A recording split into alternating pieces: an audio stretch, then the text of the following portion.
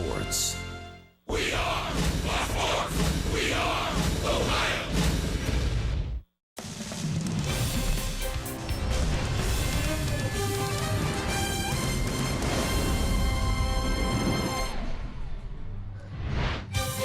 As the saying goes, when you're having fun, time flies. And the Indians rolled into Chicago and won the series opener. They had won 5 out of 6.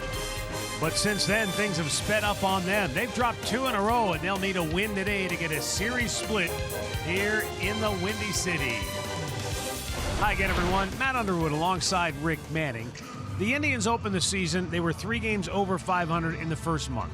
In May, they were 2 games over 500. But as we approach the midway point in June, they're a game below 500. And they'll need Mike Clevenger's road excellence to get them back home with a series split here today. And Mike has done a lot of good road work on the year. He has one of the better ERAs in baseball on the road, and he keeps you in the ball games. He hasn't given up many hits. He is 1-0 against the White Sox this year, so hopefully he can go out there, hold them close, and let that offense try and get some hits with runners in scoring position. When you look at Mike on the road, he's 2-1 average, 2-1 on the road with a 2.43 ERA, 40 2/3 innings. Opposition hitting just 182, and he's very good after an Indians loss 3-0 so far this year. And for Mike Clevenger, Rick, it's not just about the fastball or the breaking ball, but about mixing his pitchers and keeping the hitters off balance. Well, and he has to stay aggressive. Don't get too fine, and don't start nibbling. All right, we'll be back with today's first pitch. Alan Jensen have the showstopper when we come back. Cleveland Indians baseball is brought to you by Who But W.B. Mason, the official office supplier of the Cleveland Indians, and by your Northern Ohio Honda dealers. Made in Ohio, Ohio proud.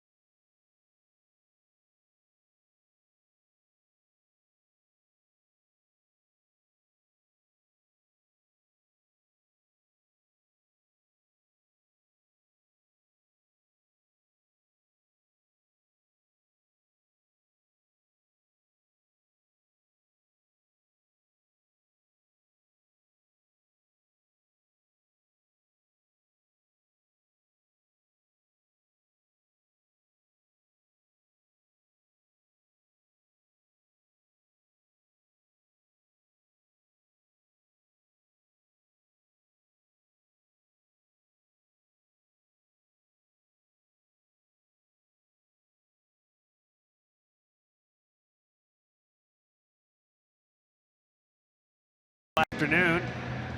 Indians and White Sox wrapping up this 4-game series. Tribe trying to get out of town with a split after losing the last 2 ball games. And a new look lineup for the Tribe. Let's take a look at our injury report brought to you by Elk and Elk. Back is Brandon Geyer from the disabled list, and Melky Cabrera, who showed some flashes but never really got on any kind of an extended role, was designated for assignment.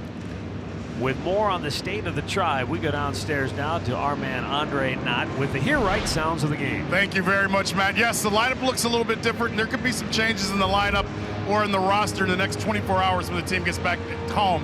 We'll talk about that a little later. For today's starter, Mike Clevenger, he's pitched well over the last few starts, but not as well as he would like. And last night's starter, Trevor Bauer, who we all know is so much of a savant when it comes to pitching, talks today a little bit about talking to Mike Clevenger and helping him get over the hump to get to the next part of where he wants to be in his career. Early in the year, he had a couple outings where he'd give up 4 in an inning, and it was like 2 outs, nobody on, and he'd walk someone, and then he'd 0-2 in the next guy, and then he'd get behind 3-2 and give up a hit, and then it just spiraled. So we've talked a lot about the mentality of like, hey, like, okay, yeah, I screwed up, I messed that up, that sucks, and it cost me a run, but I don't want it to cost me 4 runs. Don't let that one inning or that one mistake cost me an entire game. And so sometimes he just needs to be reminded of that. Just like I need to be reminded of things too. You know, like I can sit here and talk about what other people need. I need it too. It's an ongoing process for starting pitchers, in particular young starting pitchers, going through the ups and downs, some of them for the first time. And it's all called experience. It's a matter of going out and getting your starts, and that's what Mike Clevenger is learning now at this point.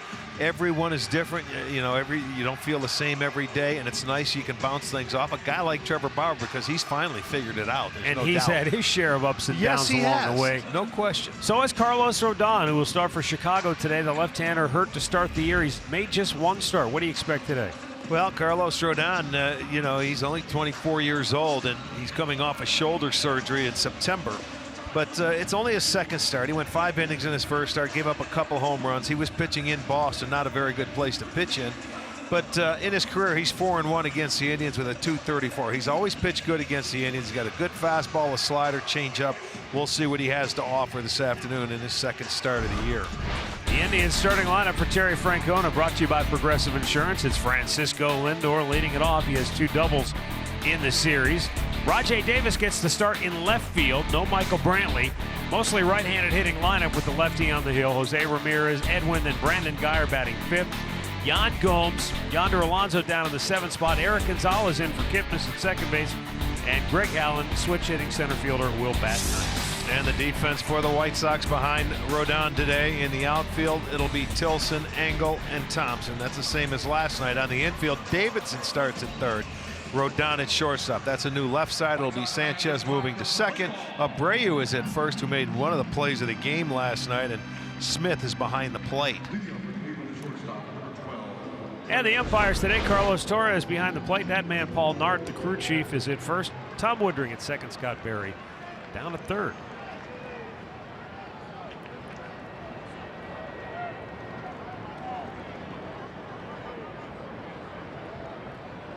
And we're ready to go as Francisco Lindor leads us off. Rodon's first pitch up and away, ball 1.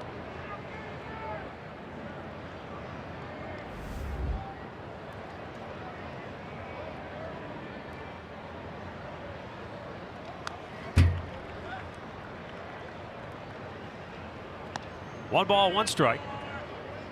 Our game time temperature today, 79 degrees. Under now mostly cloudy skies.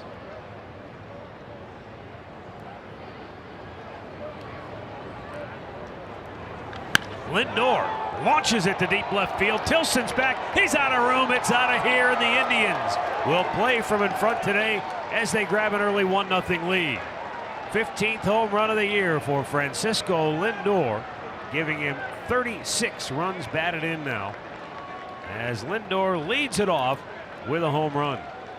Well, we told you he gave up 2 in his first start in Boston, and boy, Frankie didn't take long. Put a nice swing on it, and noticing on the first few pitches of the ball game, he's not throwing as hard as he used to. That's for sure. He was right around 89, 90 miles per hour. He used to be up 93, 94, 95. And that's the third time Lindor has led off a game this year with a home run.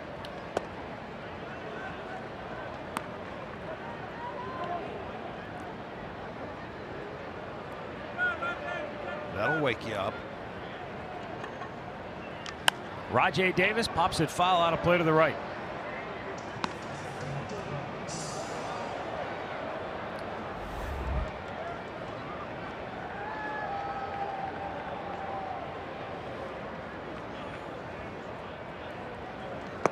Tied him up. Good pitch. 1 ball and 2 strikes.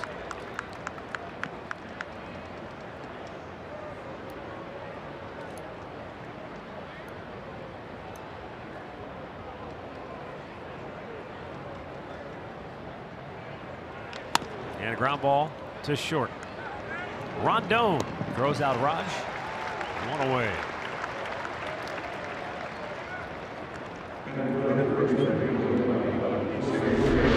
That was a nice smooth swing for Frankie. You can see 107 off the bat. 412 feet, huh? Way to give him that first one. He didn't like it. Jose Ramirez pops one back out of play.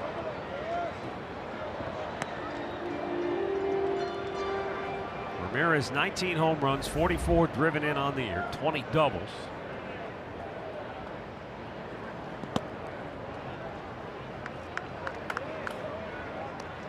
Might be a little strange feeling for Carlos out on that mound today.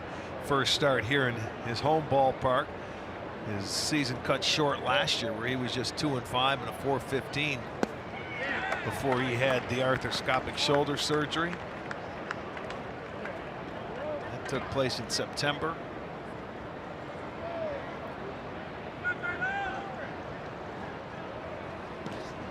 This guy's always pitched well. You remember his first appearance as a young player. His major league debut came in out of the bullpen with the bases loaded. Robert Ventura that's right. was the manager. Yes. And you know, they got his feet wet in a hurry. We were stunned. Yes, wow, we were. He gave first... up right. Just coming out of college. 2-2. The ultimate baptism by fire. I mean, here you go. Bases loaded. Go get him, kid. Well, he gave up a couple, but he got out of it, and then he's pitched well against the Indians ever since. Ramirez slugs it to deep center field. Back goes Adam Engel and makes the catch middle of the warning track. Hosey tried the big part of the yard, could not quite get there. So 2 down, and our storylines today brought to you by Wayside Furniture. An exercise in futility last night for the Indians, and really the last couple of nights. They are 3 for their last 28 with runners in scoring position. Ouch. I mean, it was a frustrating game last night because you have all those hits, 14 hits, but 13 of them were singles. Yeah. And they just couldn't string enough of them together to get a big rally going. Yeah, so true. And you know, there were a couple of plays that went unnoticed as far as the White Sox were concerned, because the Indians had 14 hits. It was the play that Abreu made at first base, the double play, stepped on first through to third, and it was a suicide squeeze that got him a run home. You know, went unnoticed, but it helped him win a 1-run ball game. As I mentioned at the top of the telecast, Indians 5-6 so far in the month of June. Looked like they were about ready to take off when they won the series opener here. They had won 5 out of 6. They were season best 6 games over 500. You're thinking, all right, here they go. And yet, they take 2 steps backwards. But still a 4.5 game lead in the division and 6 games up in the loss column over Detroit. So even as they haven't played well and they have stubbed their toe a number of times, there's just nobody pushing them right now either.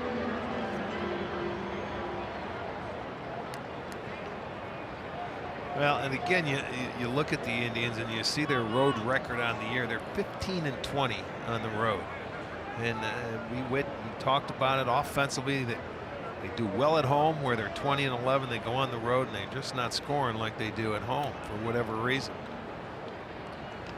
Edwin fouling it back to the screen. His count remains 1 ball and 2 strikes.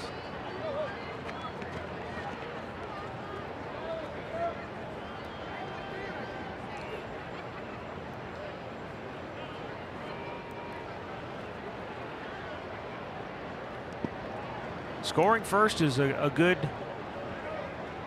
omen for this team. They are 25-14 when the Indians get the first run on the board in the game.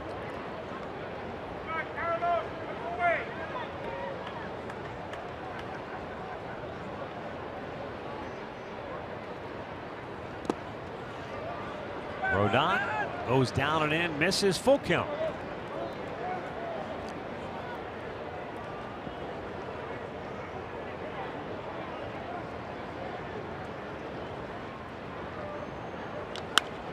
Had him reaching, popped it up. Might be a good spot though. No, Thompson runs it down. And the inning is over. But Francisco Lindor gives the Indians an early 1-0 lead with his 15th home run of the year. White Sox are coming to bat.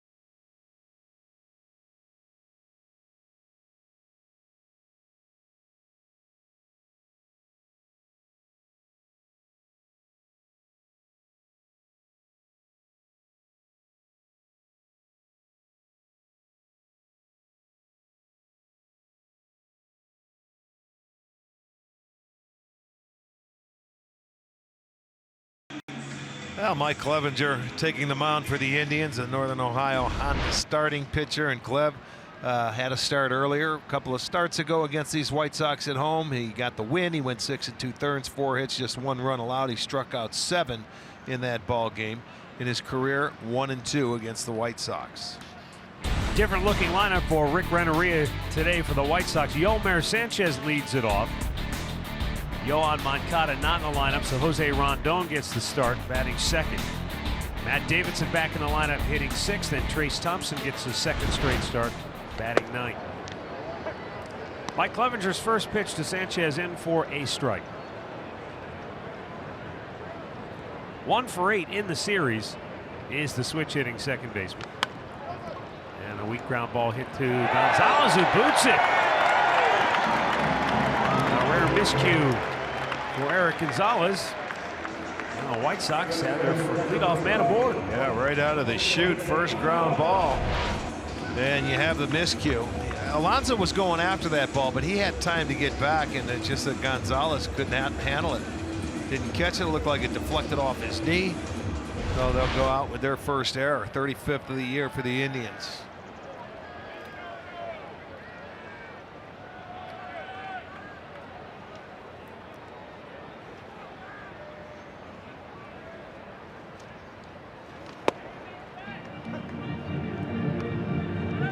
Jose Rondon takes a called strike.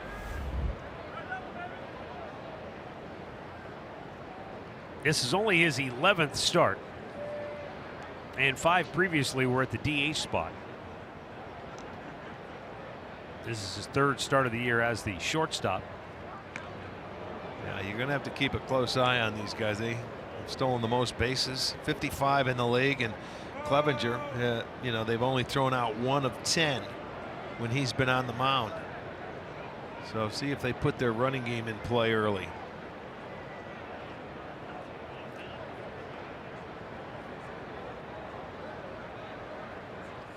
Not running, and the pitch is just a bit low. one-on-one. White Sox with those 55 steals, that's the most in the majors. So they are a running team. But when you've got a young team and some of the inexperience, you try to manufacture runs. We've seen, we saw them do it last night with the squeeze play. Yeah, with a young team, they have to do all the little things. Rondon took a huge hack, comes up empty. 97-mile-an-hour fastball, so Clevenger really letting it loose. And it's 1-2.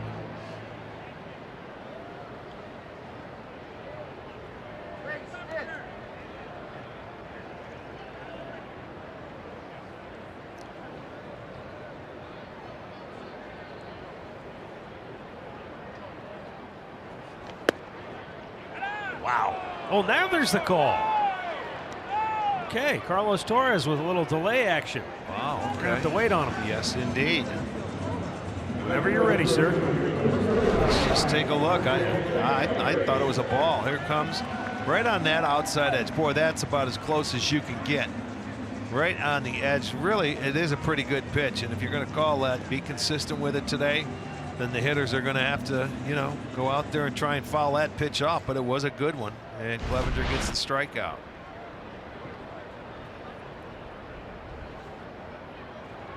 Now Jose Abreu only has one hit against the Indians this year. It came last night in the form of a double.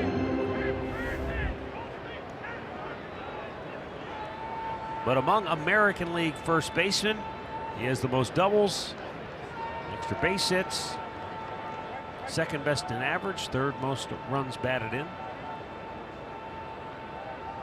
It all adds up to him being the top vote getter early in All-Star Game fan balloting at first base.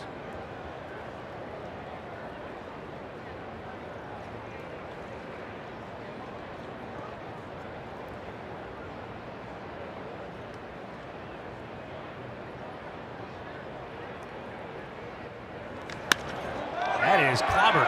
Deep right field. Geyer's back. Goodbye.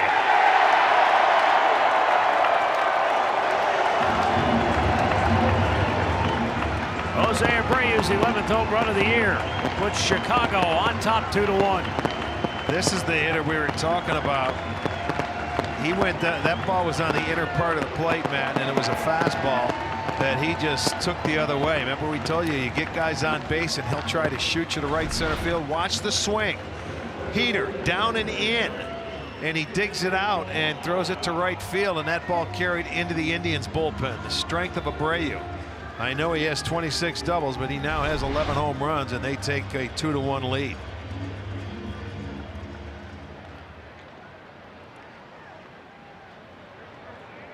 Daniel Palka has swung and missed a lot. In this series, he is 0 for 9 with 7 strikeouts.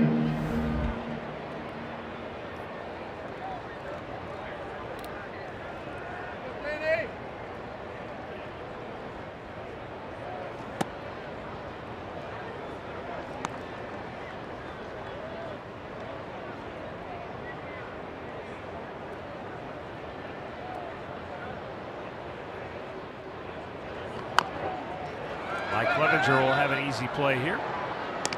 2 down. Let's check the Indians defense, brought to you by Chrysler. Behind Clevenger today, it's Davis in left field. Allen is in center. Geyer over in right. On the infield, Ramirez and Lindor on the left side. Gonzalez, Alonso are on the right. And Yan Gomes is behind the plate.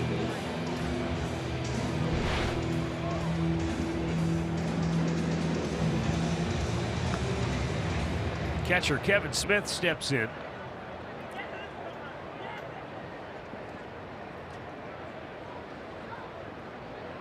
He has a hit in every game since being called back from AAA Charlotte.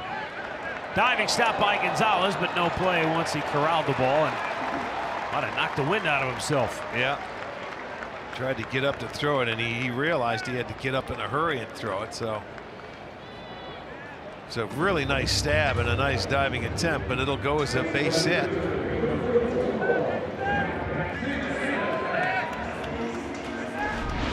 Going up the middle, and there's some good range. See how he lands. Boom, right on the stomach.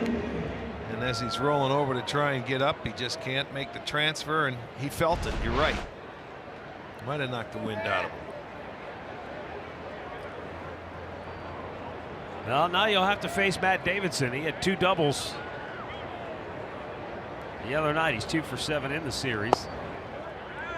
And he didn't miss 2 home runs by much.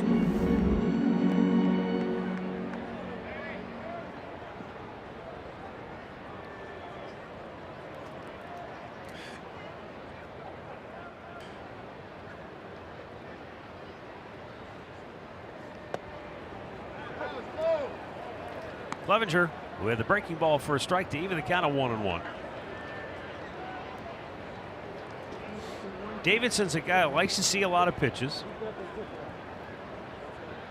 And he'll take his walks. He's got 32, tied for 9th most in the league. He's learning to take walks this year compared to last year. Pops this one straight up, right at home plate. Gomes. He says, I have it. He does, inning over. But the White Sox come back with a 2-run homer from Jose Abreu, and they lead it 2-1.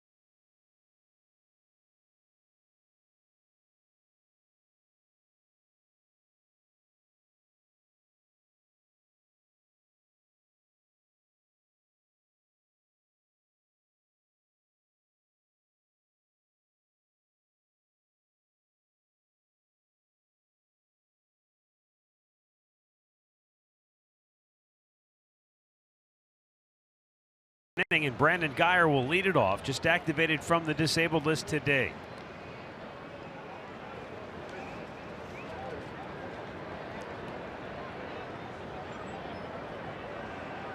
Swings at the first pitch and promptly lines it into left center field. Tilson racing over into the gap, cuts it off, and Geyer has a leadoff single here in inning number 2. Geyer made 12 rehab appearances between Akron and Columbus. He was like 4 for 44 down there with a couple of home runs and 8 runs scored, but he jumped on that first pitch and got a base hit into left center field.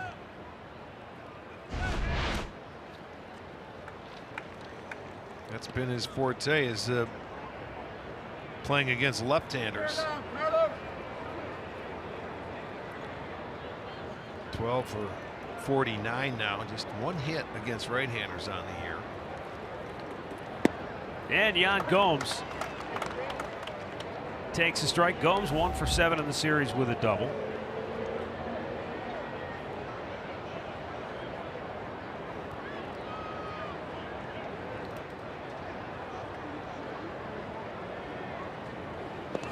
Hit him, got him on the foot. And the Indians will have their first 2 aboard here in inning number 2, trying to come right back and answer that 2-run homer by Jose Abreu. He really hasn't had this pitch, that little slider, that going down and in. He's still searching for it. Well, it looks like they're going to check and see if they want to. Yeah, they're not going to look at it. It did get him. So it brings up Yonder Alonso.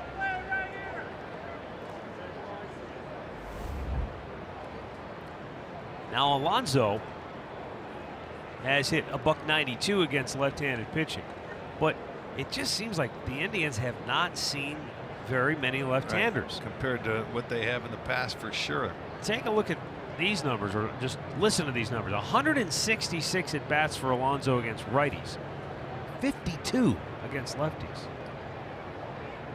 Well, there used to be, when you come into this ballpark, 3 left-handers that they had in the rotation. The Detroit would always have a couple. I mean, Lindor has, I believe, the most by far at bats against lefties because he plays every day. So he's got 81 at bats against lefties and 192 against right-handers. So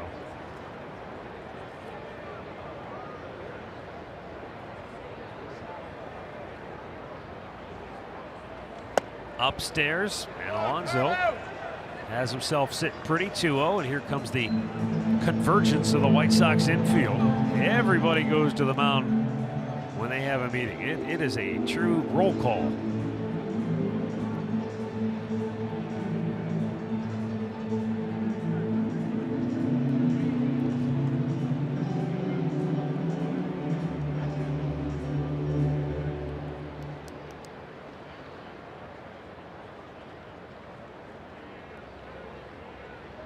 Last night, Yonder Alonso, his 13th multi-hit game of the season.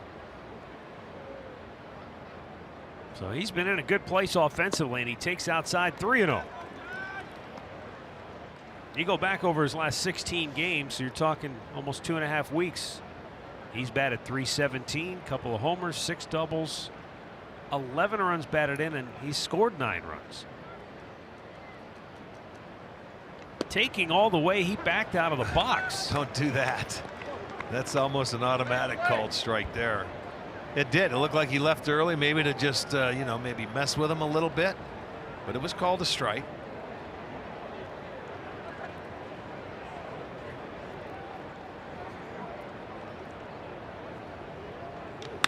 He lines one to left field, racing over Charlie Tilson, makes the catch. And the runners have to hold. Boy, Alonso had a good pitch. He's been taking the ball the other way and driving it with some authority. At that time, just couldn't split the outfielders. Player profile brought to you by Levin Furniture. Left shoulder problem a year ago and delayed his start to this year. And it's been almost a month. I mean, it's June 14th. You're right. Keuchel was the last one back in Cleveland, huh? May 25th. It's been quite a while. So here's Eric Gonzalez.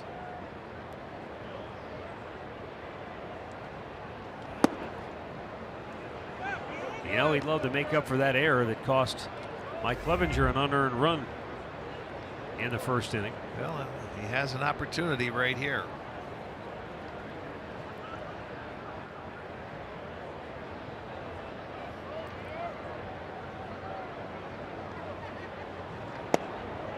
And off the plate again, it's 2-0.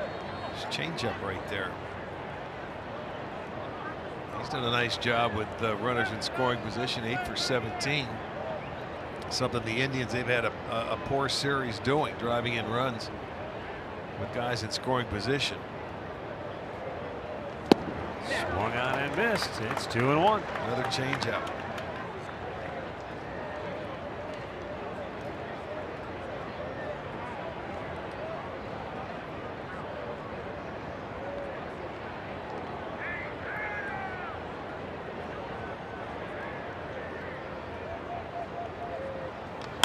Gonzalez to right field. Thompson makes the catch. And the runners again retreat.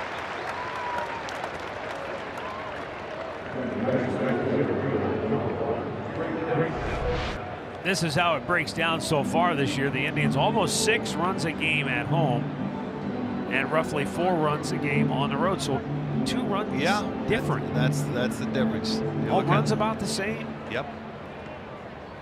ERA is actually better on the road, and that's what's kept them in a lot of the road contests. But here's the other thing too, where, and I don't know if this is this is not a knock on the pitching. This really goes more to that offense and just missing opportunities like they have here already today in the last 2 games. They've played 13 one-run games on the road, and they are 5-8 in those 13 one-run games on the road. 5-3 at home.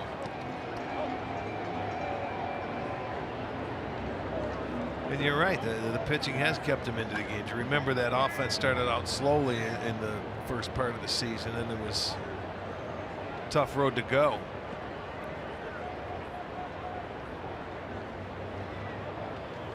Up high with Greg Allen, this would be a great time to get his first hit of the year with a runner in scoring position. He's 0 for 23 there, 0 for his last 13 overall, and 1 for his last 28 at the plate. Yeah, he could use a hit. You're right, badly.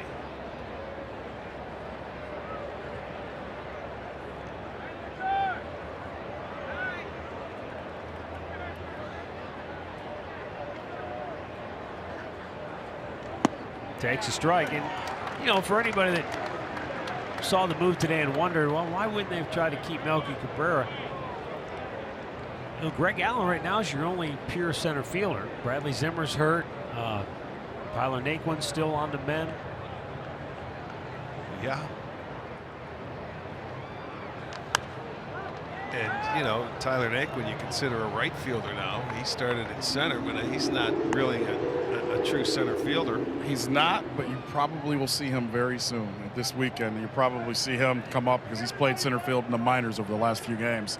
But he's another guy to get prepared to see sooner than later. 2 on, 2 out, and a 2-2 count for Greg Allen. Strikes him out. They get the first 2 on and then go 1-2-3, and the Indians now 3 for their last 31 with a runner in scoring position.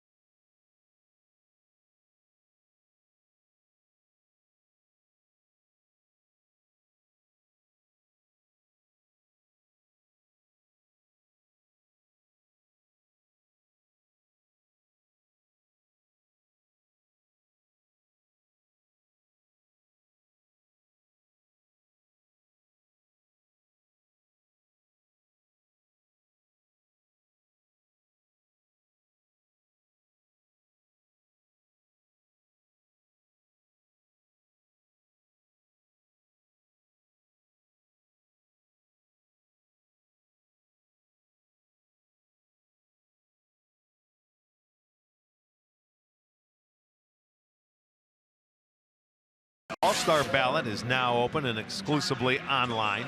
Make sure your favorite Indians are represented on this year's squad by voting at Indians.com/vote. Catch all the excitement of the 89th MLB All-Star Game presented by MasterCard. That'll take place July 17th live on Fox.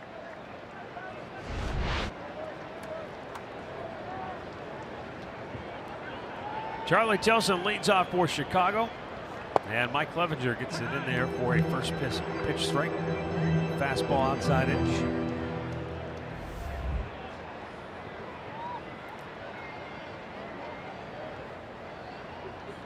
And he pulls that foul. It's 0-2.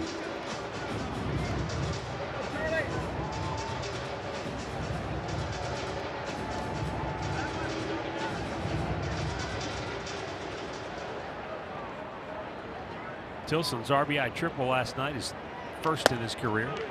And he's out quickly on 3 pitches here to start the home half of the second. Second strikeout for Mike Clevenger.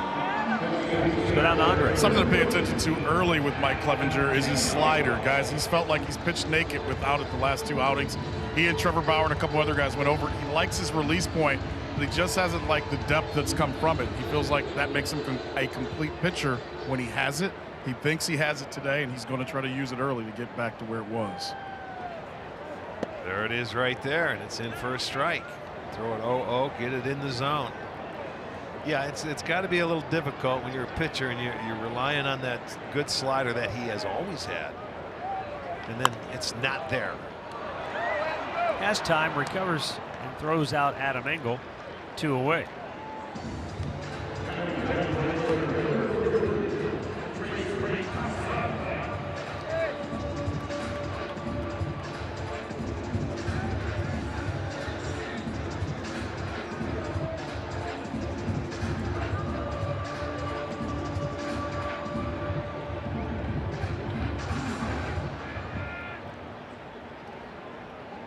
Trace Thompson batting ninth, 0 for 2 last night.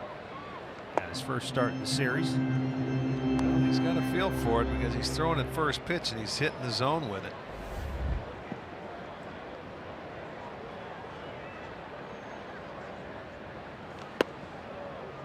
.95, but just off the outside corner.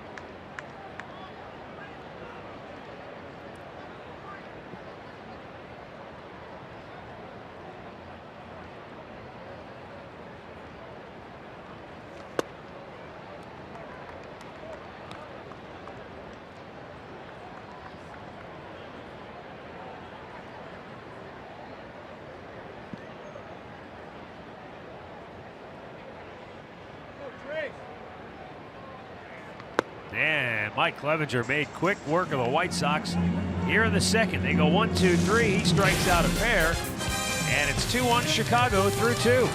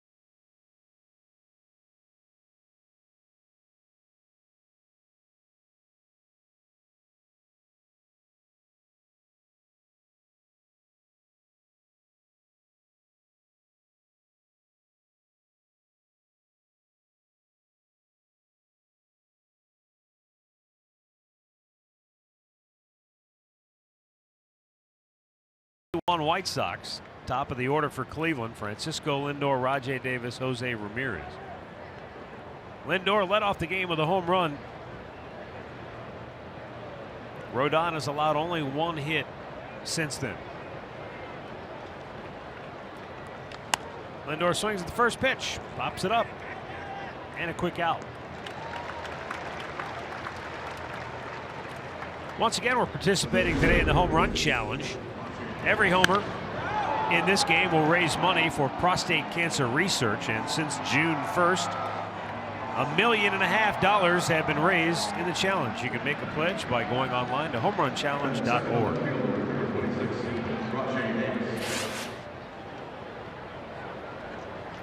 Rajay Davis ground out his first time up.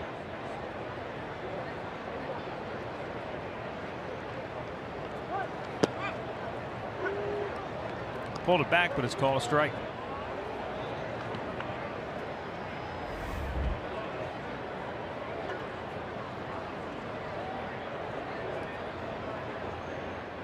In his last 5 games, Rajay has gone 4 for 9. Spun out of the way, 1-1.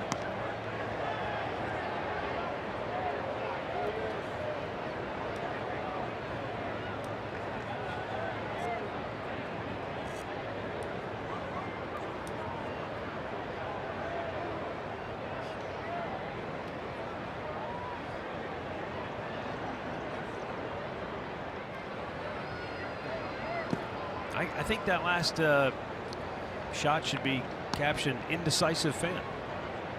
I thought that was Gaylord Perry sitting there. He had that uniform where he had all his different team names on it that he played for. Check and see if that's Gaylord. Inside, and it's 3-1.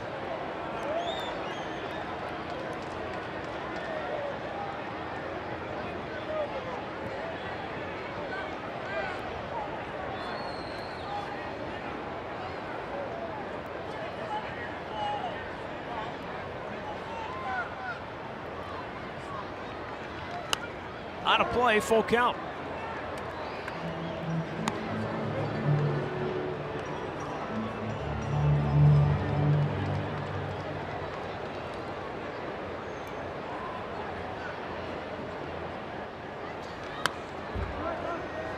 "37-year-old Rajay Davis still firing away." I mean, he's got 11 stolen bases. So when he has had opportunities, the age really has not been a factor. As far as the speed is concerned, they build and steal bases. It sort of hurt him last night when he was off and running, trying to steal a base. Remember when that ball got hit down the line, double, he lost sight of it. Terry Francona said it was hit in the one spot where he can't see the ball. Right. It's over his right shoulder, and he's running the other direction. It's hard to look back and find it. And he said if he's not looking for it, he probably scores on that play. But just that one hesitation, it cost you. And as you've said so many times, Rick, when you lose, you look at every single small detail. Yeah. See, he was off and running, and he didn't know where the ball was. He should have picked up Mike Sarbaugh. And then he had to hold him up when it comes to third base. And you can see he's upset with himself. But it's a really difficult play, folks. When it goes down the line, he was looking to steal a base, and he looked in, but he couldn't follow the ball down He's the looking line. for one thing, Yeah. the base. I'm trying to steal second base, and that's it. That's the one thing he told me. He said, in that situation, I can't get thrown out. I have to steal second base. I can't worry about anything else. So when I got to second base, he said, I could hear everybody yelling. He goes, but I don't know what they're yelling. So you're right, Arch. Pick up Sarby. But he said he was so intent on getting in that bag that was the most concerning thing he had. Yeah, and let me tell you something. When you hear people yelling and you can't pick up the baseball, it's a really eerie feeling because you don't know what to do. And the last thing you do is you're looking for somebody to help you. Well, he said when it was hit behind him, the first worry he had was that Abreu made the pick and was going to throw it to second. You know, he's worried that he was going to get the ball thrown behind him as well. Things happen too fast sometimes when you're out there.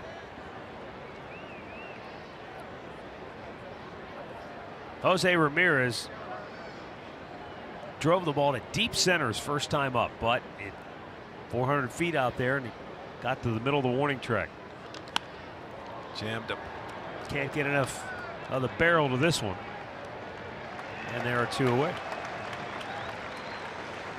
Well, we're going to head home, and the Minnesota Twins are coming to town for the weekend. And you want to come out to Progressive Field, bring the kids, and grab a $15 KeyBank Kids ticket. It's online only, and you can enjoy a ball game. Visit Indians.com for your tickets today. Edwin Encarnacion fly to left in the first. Just 1 for 9 in the series.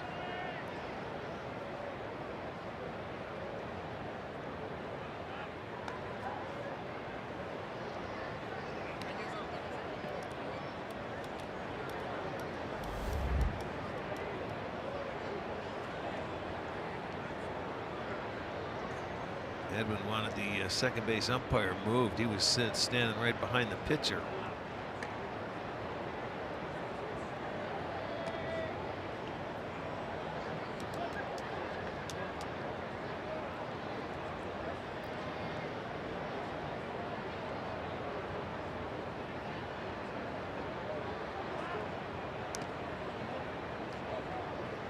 Sometimes being an umpire is like being in somebody else's kitchen, and you're trying to stay out of the way. Yeah, you're in the way. But you can't help. There's so many things. Sometimes you're lined up in front of the outfielders, the infielders looking at first, the hitters. Yeah, you got to find that common ground. Could you move over here? Could you move over there? Yeah. Pardon me, can I get by? It just, yeah, you've got guys behind you, as you said, in front of you. Yeah. And you've got to be in position so that you can do your job at the same time. Right. Down and in. 2-0. Right now, stay put if you're Raj. Give Edwin a chance to sit on a pitch to his liking and let him take a healthy cut.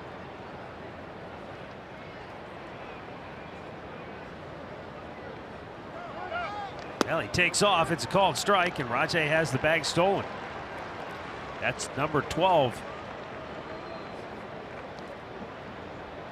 And I mean, he still gets as good a jump as anybody, and he's at full speed at about 2 strikes. Yeah, he's off and running, but this time Rodon didn't try to quick pitch him, and he went because he knew he had to throw a strike. But I saw Encarnacion talking to himself a little bit afterwards.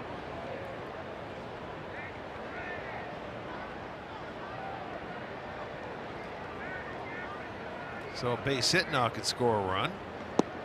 3-1.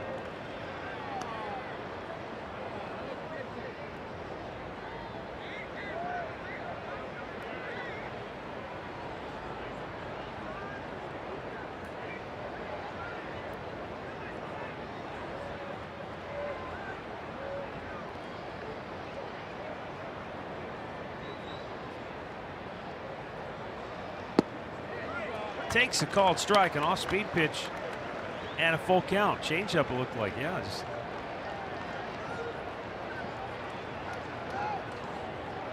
sitting 3-1. Last thing in the world you expect probably to see is a changeup. So you spit on it. You're either looking for that fastball, the slider he's trying to throw in to you.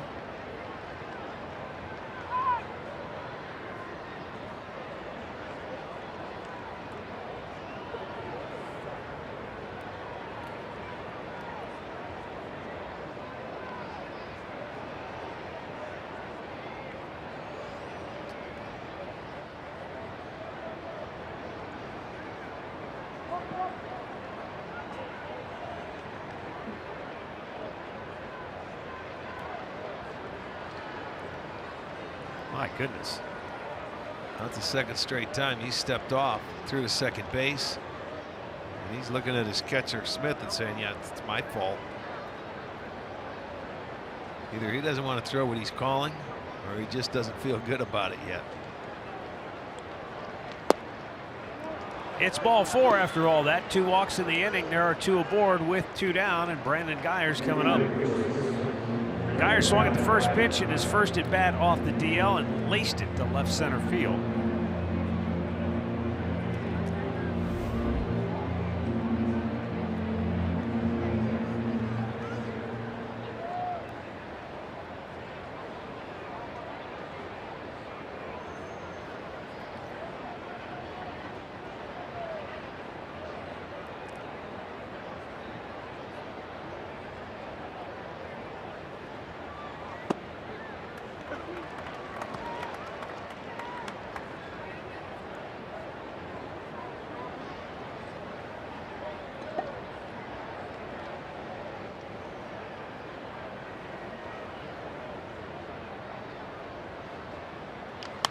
Out of play, right side. It's 0-2.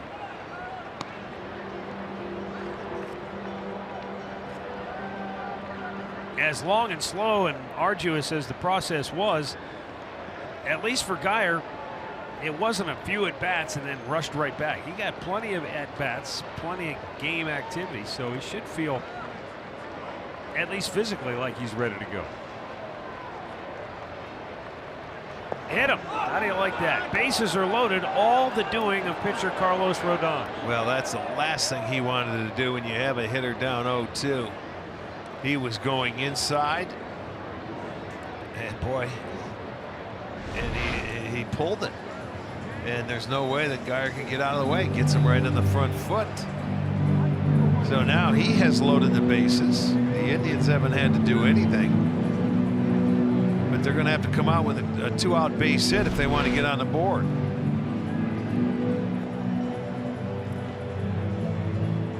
Yan Gomes will be the batter. And he was hit by a pitch his first time up.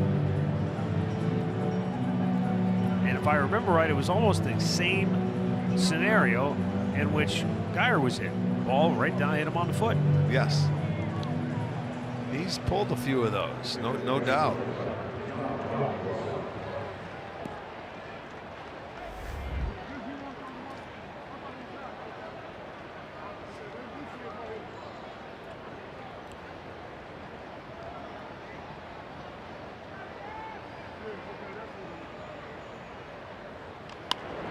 It's after the first Look pitch. out, Sarby. Man, that just went right by him. No, we've seen this with Yan. He can get pretty aggressive when you get runners in scoring position. This year, with bases loaded, 0 for 4 and 3 strikeouts.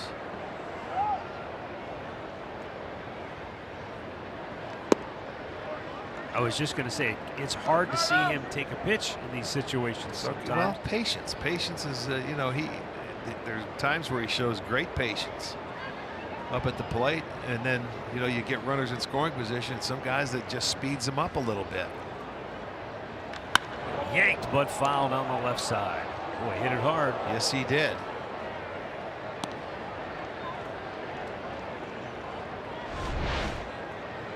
Wanted it inside. He didn't get it where they wanted it, but he pulled it. Look at, he's upset. He knew he had a pitch to hit right there.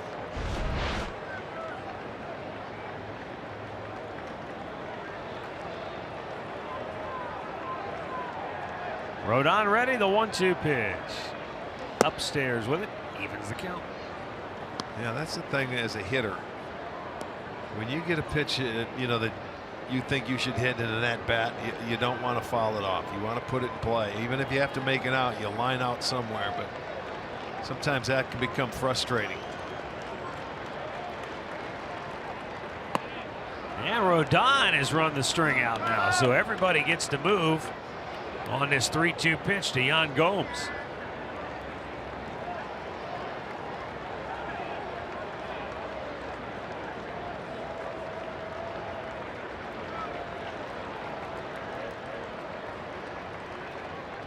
Ball 4, he's walked in the tying run. How about that? There you go. There's patience. 3 walks in the inning and a hit batter. And the Indians get a run without the benefit of even needing a hit. He came in with a 3-0 or 3-2 changeup. So he has hurt himself, boy, with all the walks. Maybe that's what'll break the dam loose for them as far as the runners in scoring position. A walk.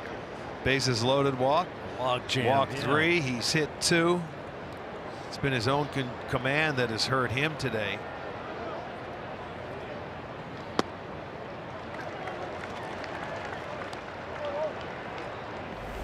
Yonder Alonso last time up on a 3-1 pitch. Had a pretty nice swing. Drove the ball to left, but just didn't quite get enough of it.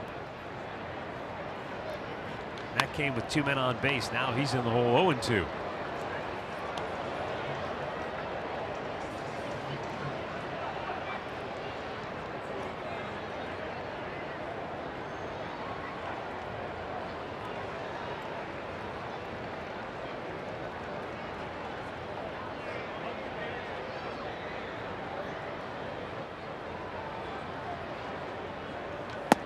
Backs him away. 1-2 the count.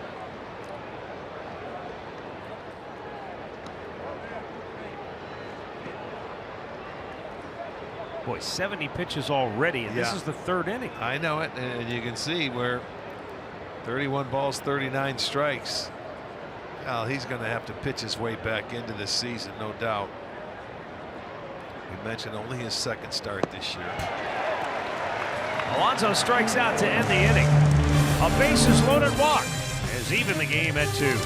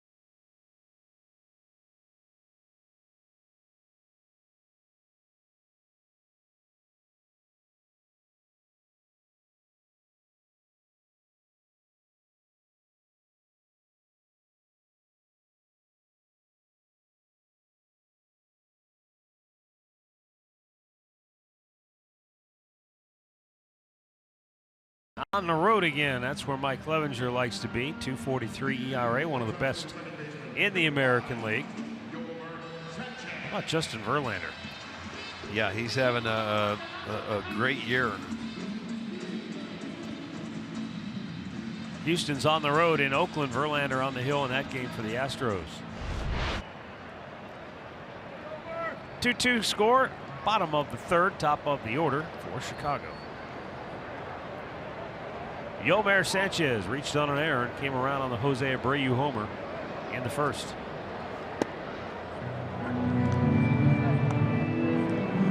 Well, they got that run back and didn't have to really work for it. They gave it to him, so Mike can put up a 0 here and get that offense right back in.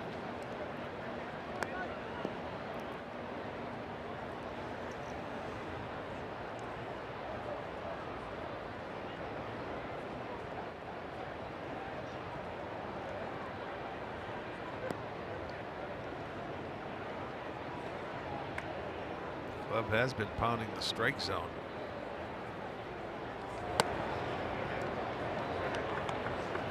One ball, 2 strikes.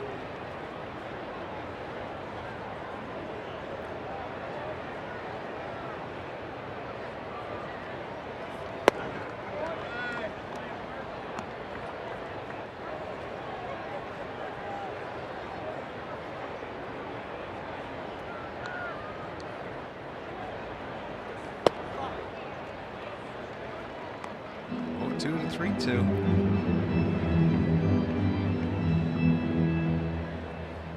You can see Yan Gomes trying to give him the slow it down, slow it down. Struck him out looking. Came back and made his pitch on 3-2 to get him. 4th strikeout for Clevenger. Well, he went right back out there after he had him down, and there's that one away. That's right on the outside edge. You get the call.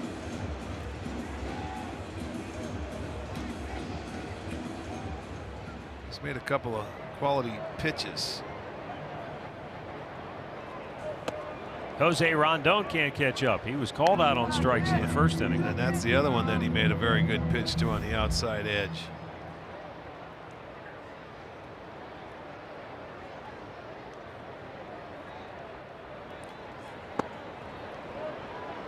Not a real good looking swing there. Nothing into the count. Slowed it down on this curveball, which is really not his changeup, but it's the slowest pitch he throws there, the curveball.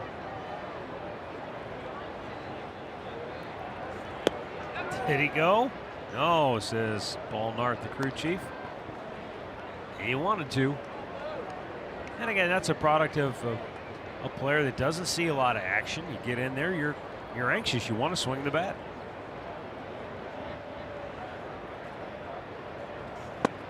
And he just swung and missed again. That's 5 Ks now for Mike Clevenger, and there are 2 down in the inning. Let's check out Clev's off-speed pitches here on slow motion. There's the slider that he's has a good feeling about, and he's been throwing it very well today. Another one. And now that's the curveball. You see the better spin, it goes straight down, and that's a little bit slower than the slider. Starts Jose Abreu off with the Express, a 97-mile-an-hour fastball. Well, he dug one out for a 2-run homer in his first at-bat, down and in. They really have controlled him for the first, what was it, 5 games, 6 games, until he broke out last night and had a double. His first hit against the Indians this year. But watch where this fastball is down and in, and he's going to shoot it the other way. He didn't pull it. Just a big, strong guy that stays inside the baseball, and that's the swing that we've seen him put against the Indians for many years.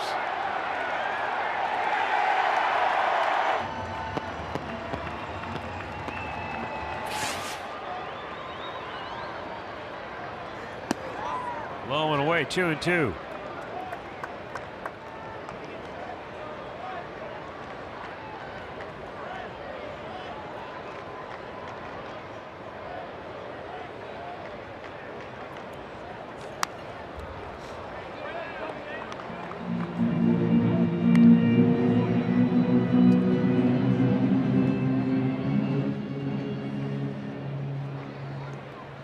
Yeah, when this guy gets on a roll, he's the one in that lineup you say, don't let him beat us. You'll pitch around him if you have guys in scoring position sometimes.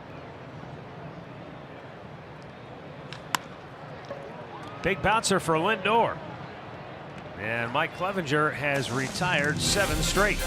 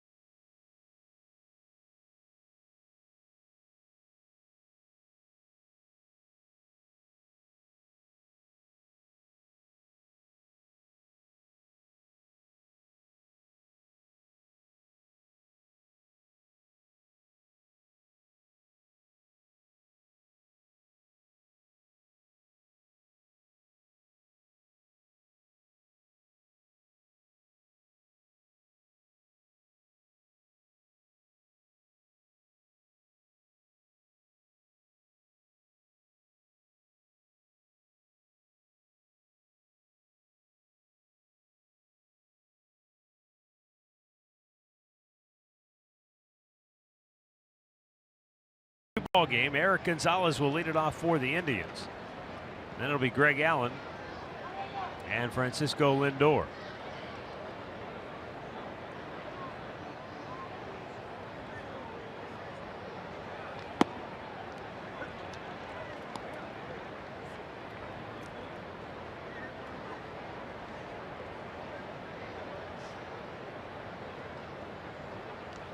Pitch is outside. Eric fly to right in the second inning.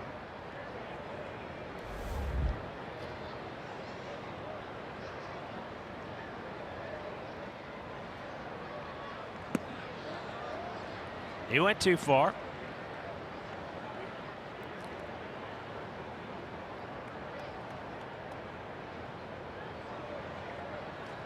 Rodon, the left-hander, 1-2 pitch, and off the plate to even the count.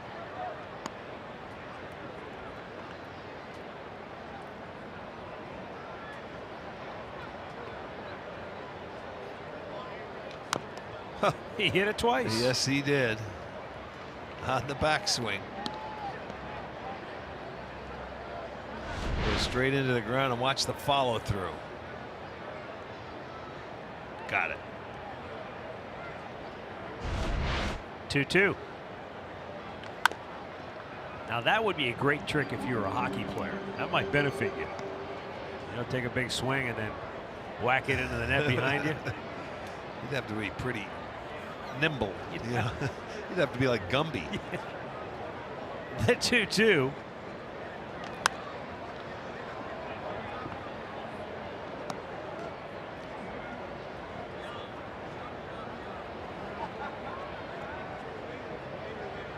Twins Tigers tied 1-1. They're in the 7th inning in Detroit. Here it's a 2-2 game, top of the 4th. 2-2 pitch and a full count. This will already be the 80th pitch of the game for Rodon.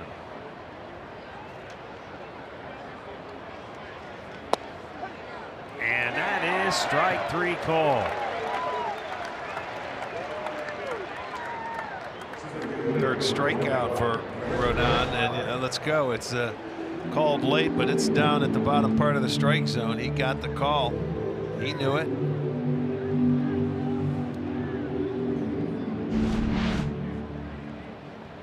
Really no pitch limitation for Rodon. He made almost 100 pitches in his first start against Boston. You know, it's like a guy coming back and working his way back. And I think the last thing that gets there is the command.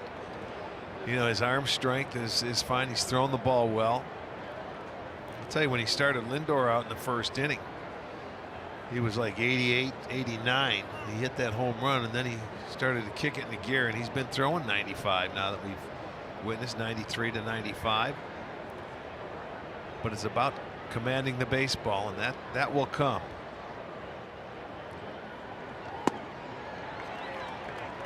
Oh, and 2 the count on Greg Allen.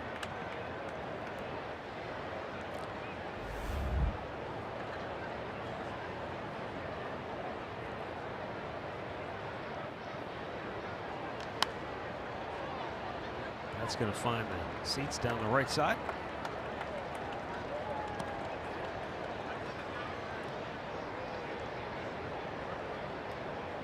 Well, if the Indians can grind out a few more at bats in this inning and in the next, I can't imagine Rodon would pitch beyond the 5th inning. That might be a benefit for the Indians.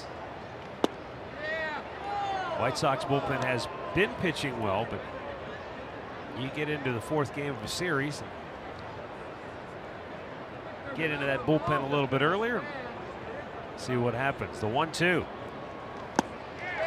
And he strikes him out. 4th strikeout for Carlos Rodon. T-Mobile, hats off to heroes. Today we take a look at Warren Spahn. What a pitcher he was, Yes, but indeed. even more so his military service. He fought in the Battle of the Bulge. He fought in the taking of the bridge at Remagen. And a lot of people say, boy, if he hadn't lost those 4 years to the military, he would have won 400 games. And Warren Spahn said, no, I don't think so. He said, I matured so much in those years in the military. He said, if I hadn't had that, I wouldn't have pitched until I was 45 years old. On the run, throws him out. 1-2-3, middle of the 4th, 2-2.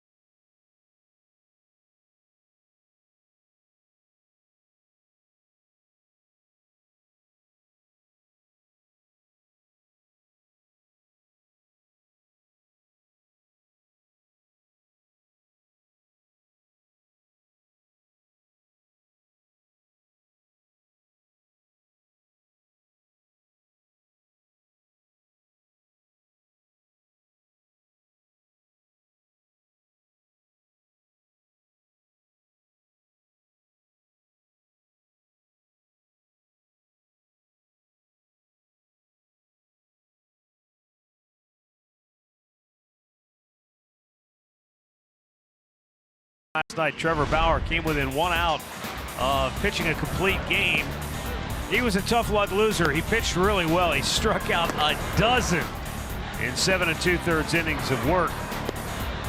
3 runs scored for Chicago. They executed. They were efficient, and the Indians couldn't buy a hit with a runner in scoring position. That's the difference in the old ball game. Yeah, you're right. He pitched a gem.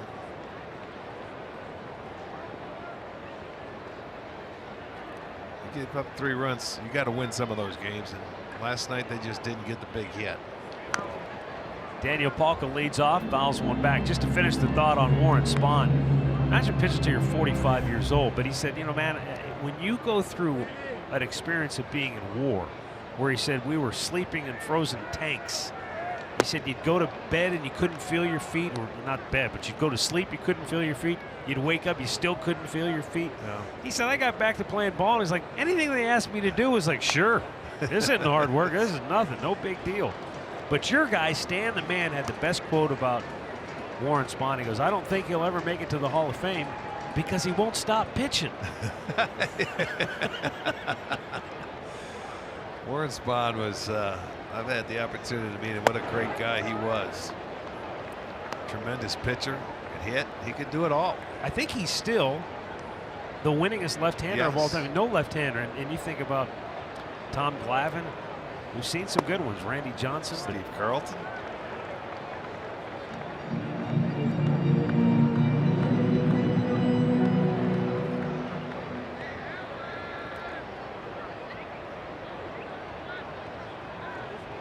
The 3-2 pitch and a foul back.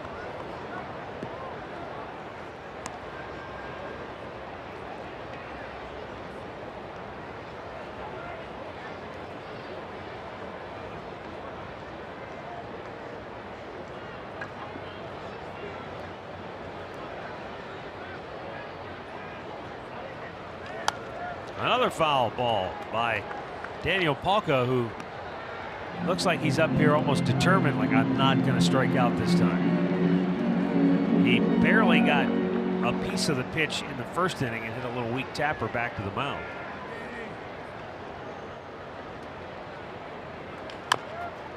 And another weak ground ball here. 1 away.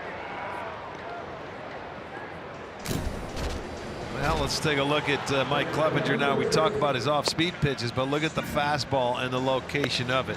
Down at the knees, moving it in, moving it out. Bingo, that's golden right there. He's had a couple called strikeouts. Boy, that's where you want to keep your fastball, right there. That hitter wants to get after it, go make him work for it, man. He's got to bend the legs to get down to it.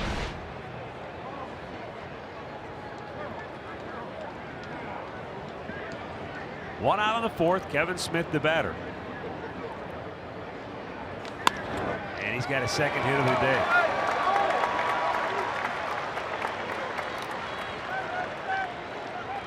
Four for 8 in the series now for Kevin Smith.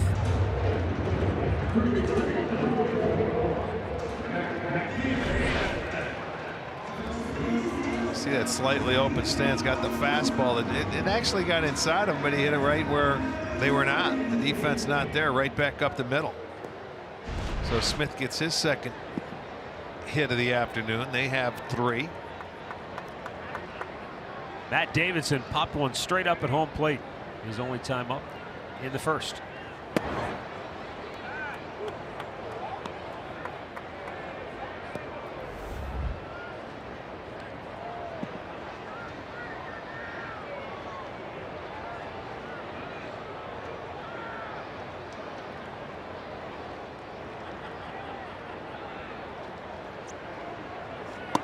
Tied him up.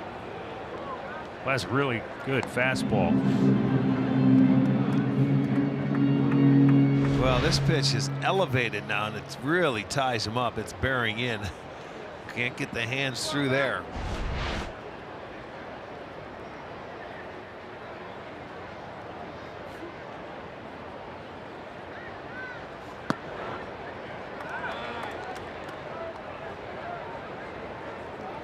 Davidson just recently went through an 0 for 17 slump at the plate.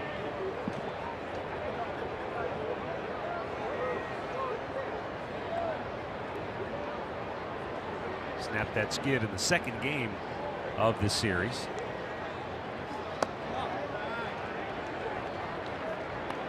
Now it's 3-1.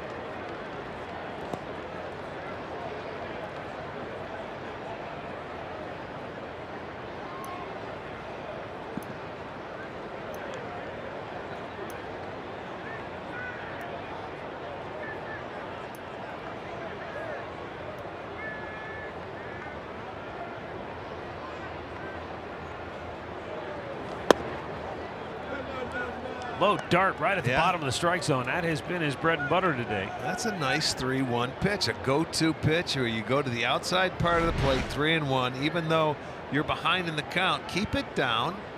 And boy, that's a good pitch. Just locked him up. Go-to pitch. Everyone should have one in their bag like that. Full count, payoff pitch, struck him out.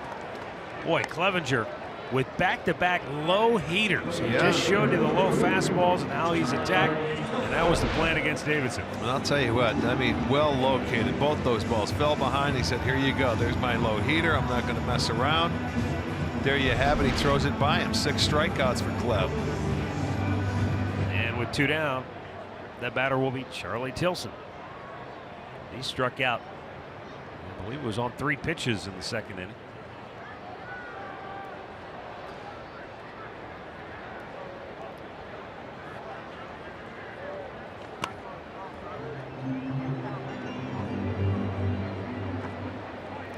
Uh-oh, got Gomes' glove. Catcher's interference there. On the swing, he was tardy with it, and that's probably why it went over the dugout. And there you see the home plate umpire Carlos Torres just signaling that it caught Gomes' glove, and Tito wants an explanation. Gomes is saying it didn't.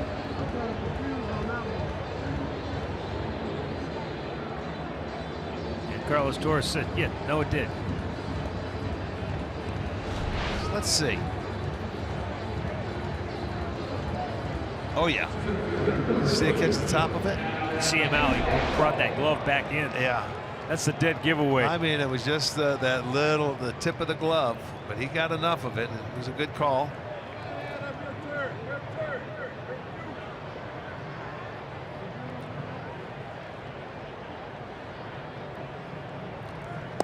Adam Engel, swing and a miss.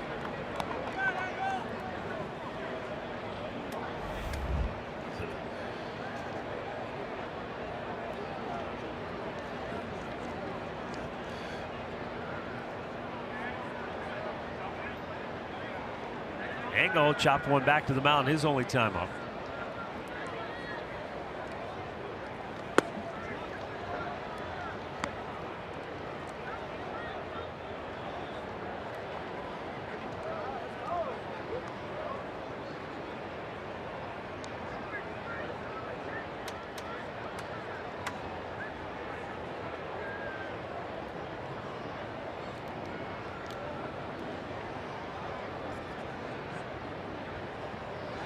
The 0-2 offering. Swung on and missed. Clevenger gets the strikeout, and the inning is over. East fans 7 on the afternoon, and we are still deadlocked at 2 through 4.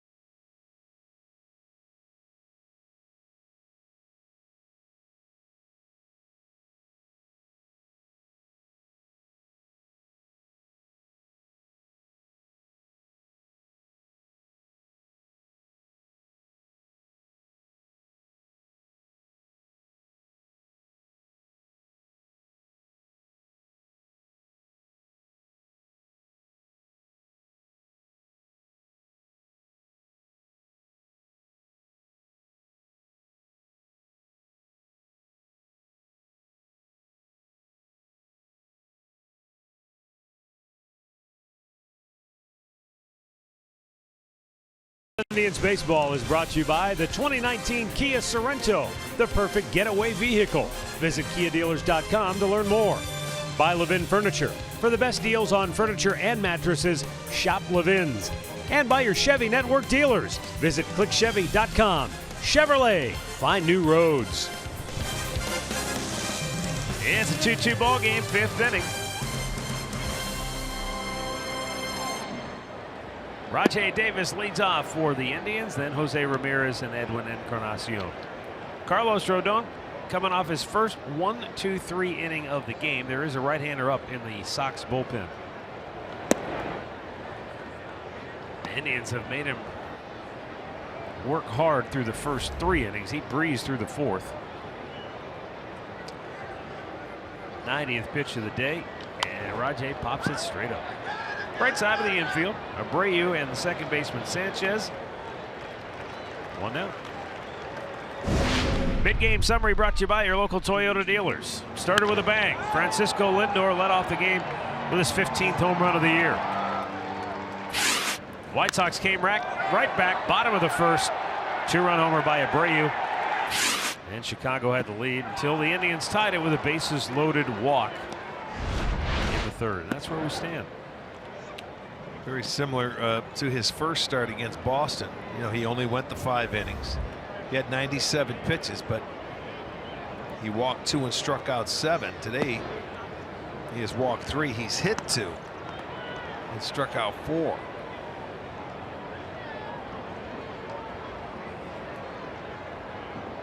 Jose Ramirez 0 for 2. Rips it foul into the screen. Now at the end of the dugout.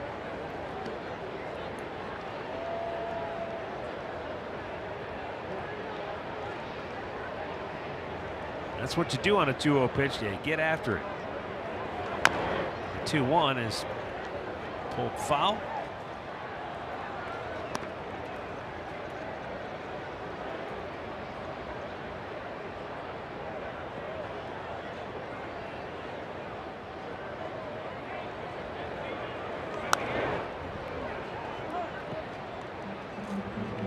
Stays 2-2.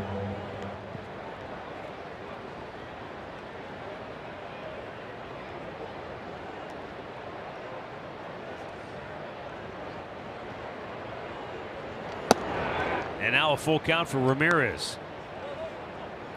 And he's done a good job of being patient at times. 38 walks. Among the league leaders. Tied for 6th in the American League with those 38 free passes. And with that, he's 6th in the American League in on-base percentage. And it goes hand in hand. Crushed high and deep to left. Tilson is back on the track and pulls it down. Oh, he must have just popped it a tad too high. Yeah, it looked like it when he originally hit that ball. I thought it was going to be into their bullpen. And I think he thought he got it. Watch the swing. Looked like a changeup that was there in the middle, and he thought it was going to be enough, but maybe you're right, a little too high. Because there's really, it doesn't appear that there's any kind of breeze or anything that would have knocked it down. It just didn't quite have enough. He's flied to deep center. He's flied to deep left. You know, guys, that's about the 3rd ball in this series that Hosey's hit to the wall. And I asked him a couple nights ago, did he think he hit the one out? And he says he feels like he's hitting the ball too far back in the box, Arch. Yeah. Go ahead. Well, he just feels like he's hitting it too far back in the box. He's not hitting the ball out in front, and that's been his problem so far during this series. And it's not just his problem. The Indians go 1-2-3, 7 straight retired by Rodon.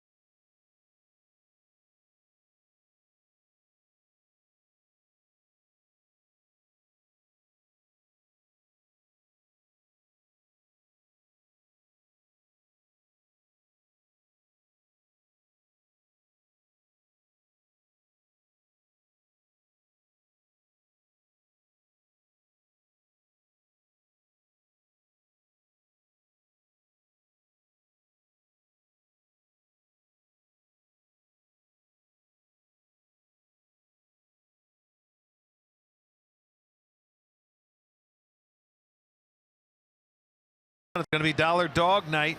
You can get to Friday's game early and enjoy a pregame in the district.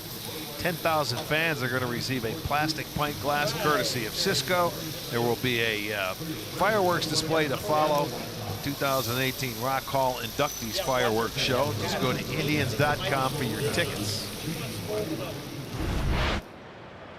Bottom of the 5th inning. Trace Thompson, the leadoff for Chicago.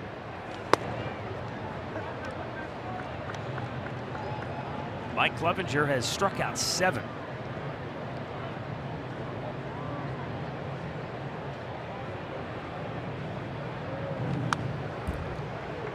And with that, you go back to last night. Trevor Bauer struck out 12. And I was reading Tom Verducci of Fox Sports, his latest piece in Sports Illustrated. Some really interesting notes about where we're at baseball-wise and where we might be headed. At the end of this month, the end of June, Verducci writes that there will be more strikeouts in half a season than there were in all of 1980.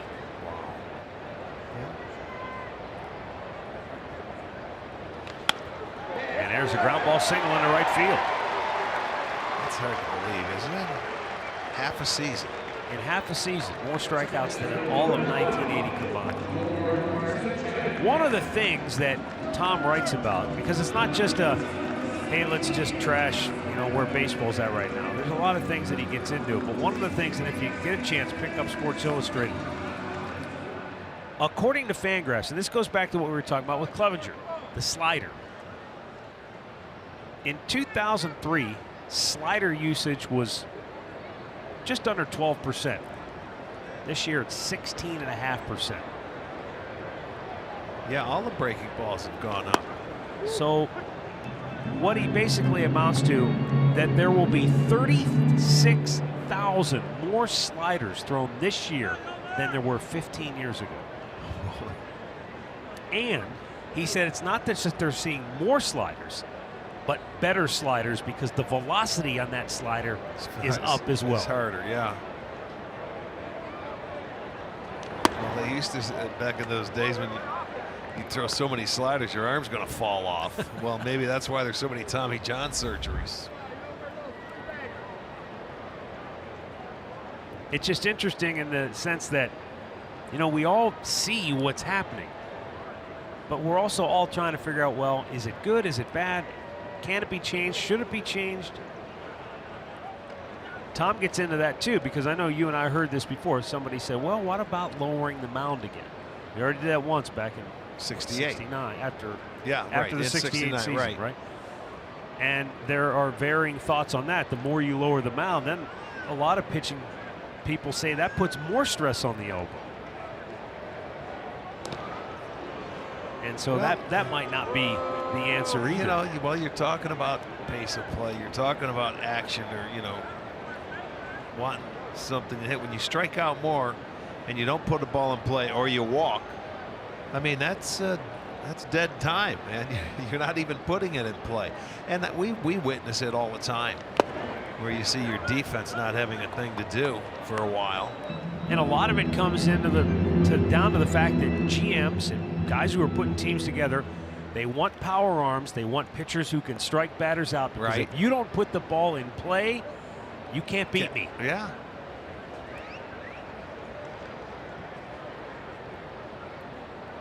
And that's why you're going with more guys out of the bullpen, guys that can come and air it out for an inning or so. And a foul back. All right, so to your point, Tom Verducci also says that 20 years ago, the average game, there were 57 balls put in play. That's down to 49 today. Average game had 11 strikeouts, up to 17. Wow. And the average game today takes 20 minutes longer to play than it did 20 years ago. So the game's going longer, but there's less action inside the game. Exactly. Well, we average 3 hours a game, and I think we have one of the better pitching teams in the game. Usually when you have better pitchers, you figure there's less action, not much going on, but the games are longer. And it's not that there's nothing. We average 3 hours and 6 minutes a ball game. What do we average? 306. And it's not that there's no appeal in the strikeout.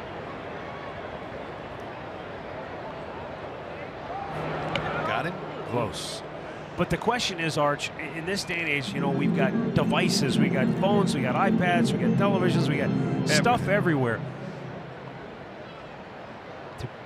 Isn't the idea if you want to see more action, the eye wants to see more action, and is the strikeout enough? Well, now we're talking launch angle. We're talking hit the ball in the air, not on the ground. There's a good play at second base and a great job by Francisco Lindor to short hop that throw, or grab that throw on the short hop from Gomes and retire Trace Thompson. That was a great pick and tag, but now, see, they're looking like they want to maybe challenge that. But let's look at the pitch here. He calls it a ball. Oh, that's right down the middle of the plate. No kidding. And Gomes gets out of the way and makes a good throw. There's a nice pick. The short hop and the tag. He's done. It should have been a strike him out, throw him out, double play. Wow. That one was just completely whiffed on by home plate umpire Carlos Torres. No other way to put it.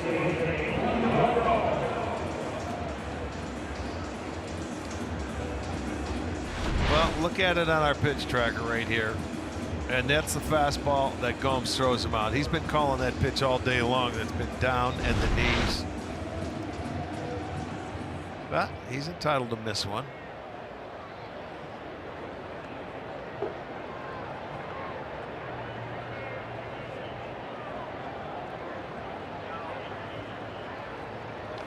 Fouled right back.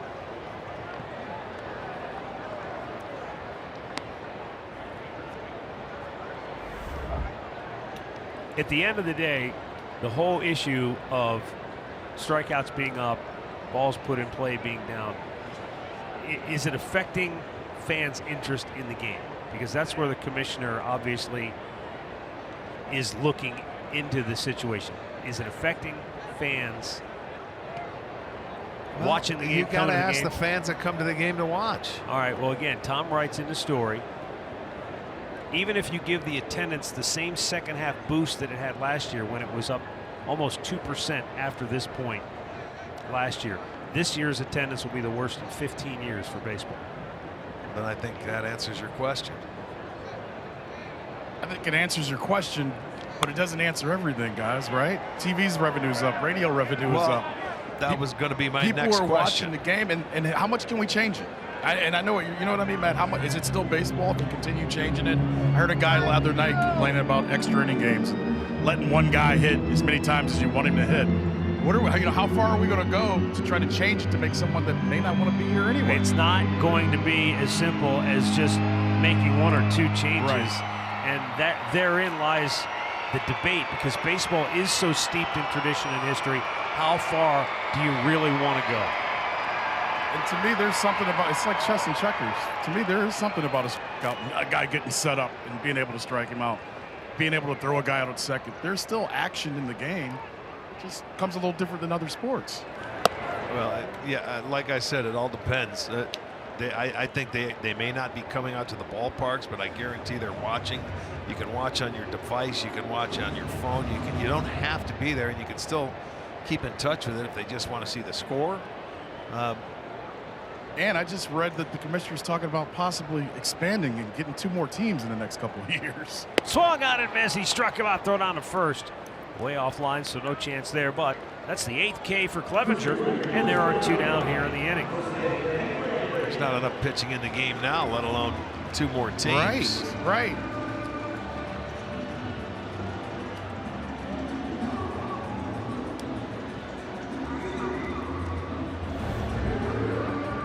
Well, one of the proposals is you limit the number of pitchers that you can have on a roster. You know, because that's one thing people point to is the bullpen is they're so specialized. You're going left, right, left, though? 4 straight relievers. You should be able to put your roster together any way you want to. How can they dictate how many bullpen guys you have? If you Because, want no, I'm saying if you want to try to limit pitching dominating the game, That's one of the things that has been It's the suggested. name of the game. So I'd want to have good pitching before anything, and I think you can hold your own.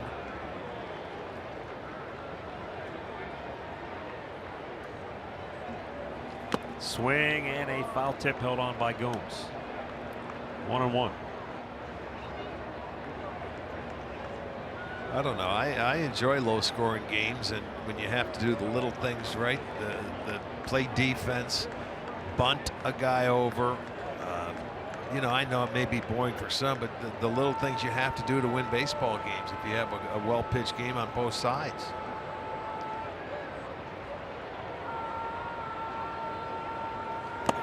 Abreu can't catch up. High heat. 1-2.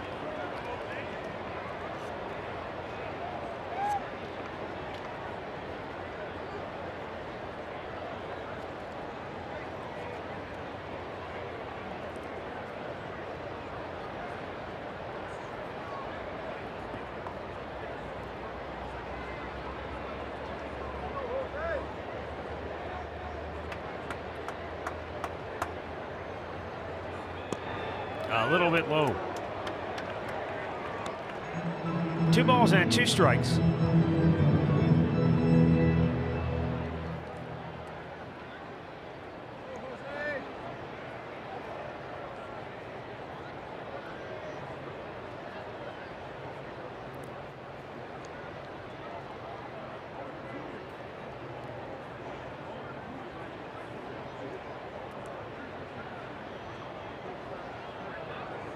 And Abreu goes fishing, strikes out. That's 9 strikeouts for Mike Clevenger in 5 innings of work.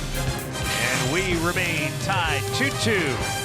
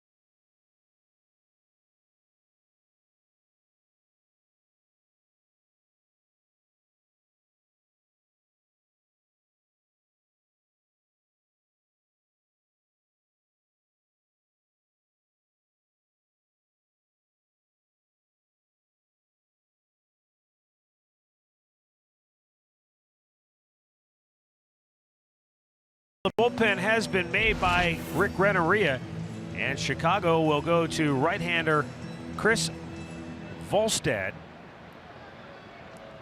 Carlos Rodon went 5 innings for the 2nd straight time.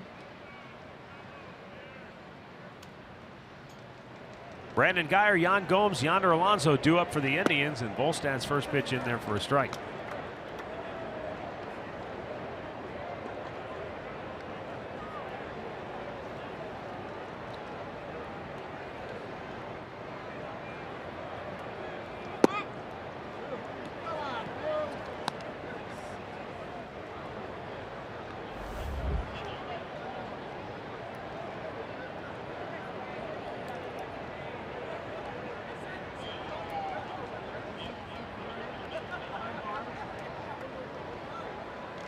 Missed away with it. And the count is 2-1.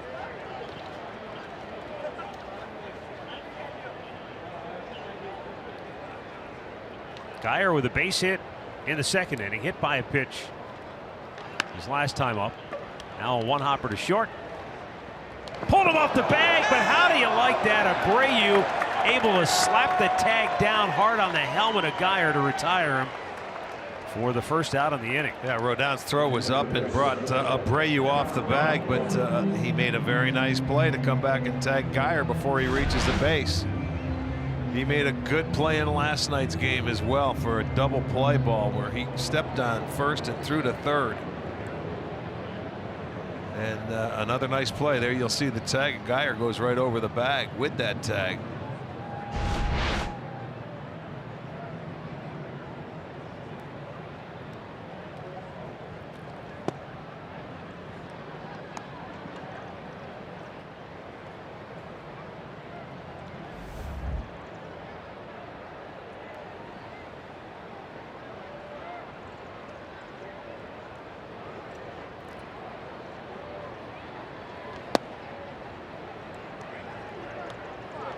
Yan Gomes ended up walking back in the third inning with the bases loaded and 2 out to tie the game at 2.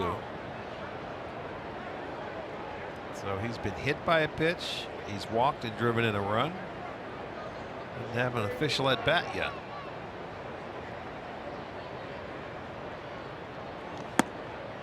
Up and away. 3 balls, no strikes. Gomes trying to get aboard for the Indians here in the 6th. It's a 2-2 game. 8 straight retired by Chicago pitching now.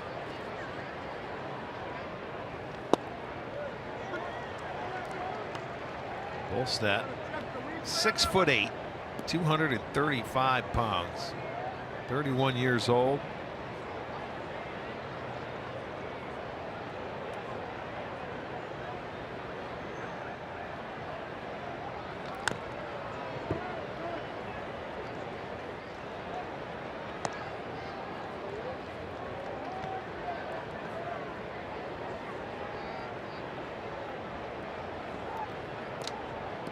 Brought himself back into the count, though.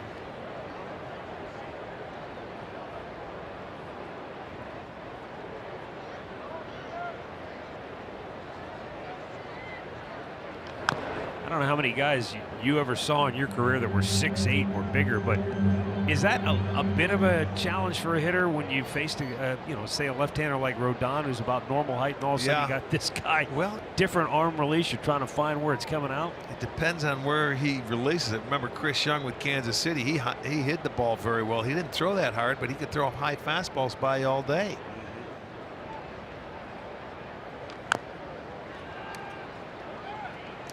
Gomes hanging in there. 3 balls, 2 strikes, 1 out here in the 6th.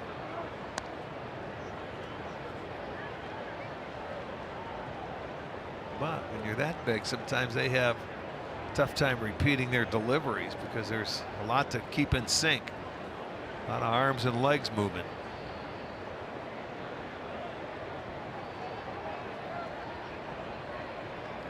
Rip foul.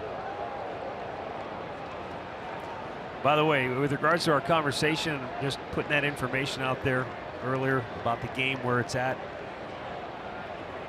Early returns through Twitter. A lot of fans, young fans, middle-aged fans say, we like the game the way it is. Good. Good to hear.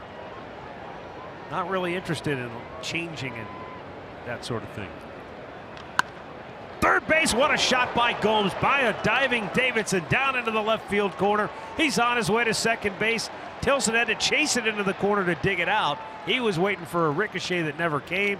Yan Gomes into second with a 1-out double. Oh, good at bat by Gomes. He was down 3-0. He ended up getting a 9-pitch at bat and ends up fouling off 3 and then lacing a ball right down the third baseline for his 10th double. So he will be in scoring position now. Very good at bat there. Just the 3rd hit for the Indians.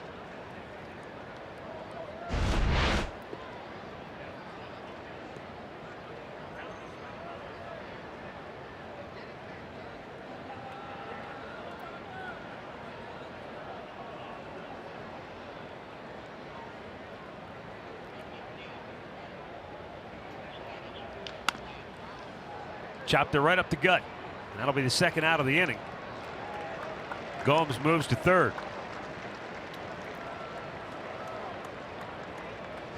Tomorrow night, Indians back at home, hosting the Minnesota Twins, and Corey Kluber will be on the hill for the Indians, trying to run his record to 11-2. Look at that ERA, under 2. Our coverage begins at Indians Live. First pitch at 7 right here on Sports Time Ohio and streaming on Fox Sports Go.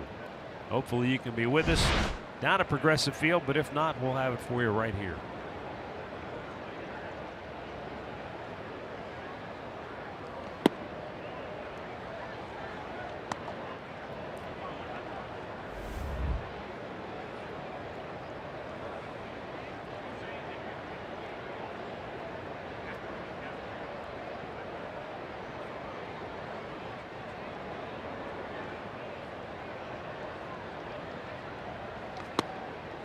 Eric Gonzalez 0 for 2. Got to send along a happy birthday wish. Bob Poland is at the game, turning 70 today from Canton, Ohio. Bob, very happy birthday to you. All right, Bob, way to rep Canton here today. And Eric Gonzalez is swinging a miss.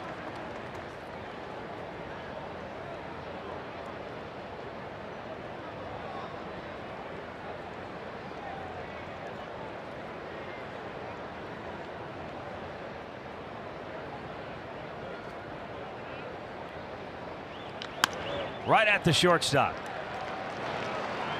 Rondon throws out Gonzalez. The inning is over. Another opportunity goes by the boards for the Indians.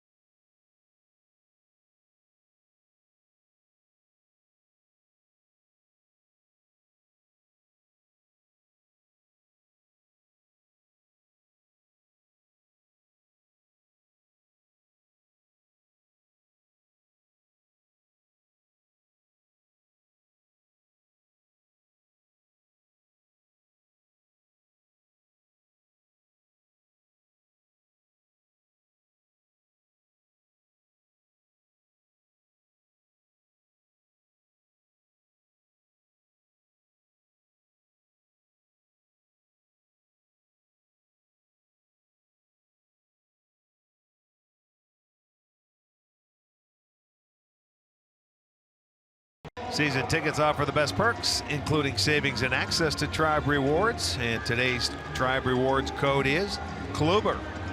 Visit Indians.com for complete details.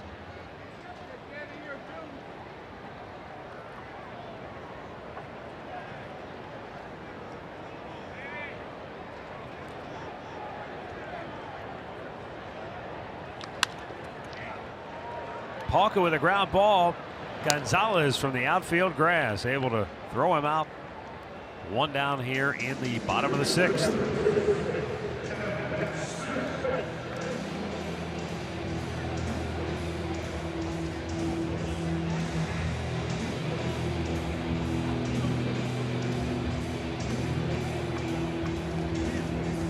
Kevin Smith, the batter. He is 2 for 2 with 2 singles today.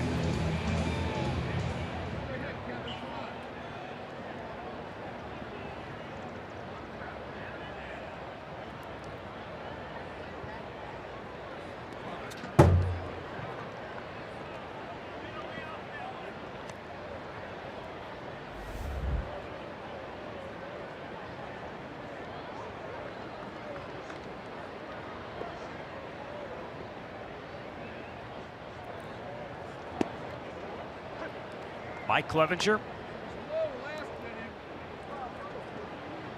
has filled up the strike zone big time. He sure has, man. He's been throwing strikes, very good on strike one, and he's controlled everything. His fastball, he's kept down in the zone. He's had an excellent slider. I haven't seen as many changeups today, but he's worked in his curveball.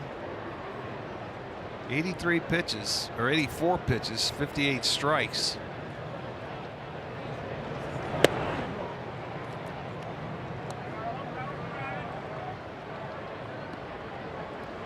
There you go. Look at that, 60 out of 85. Yeah, there you go. That's awesome.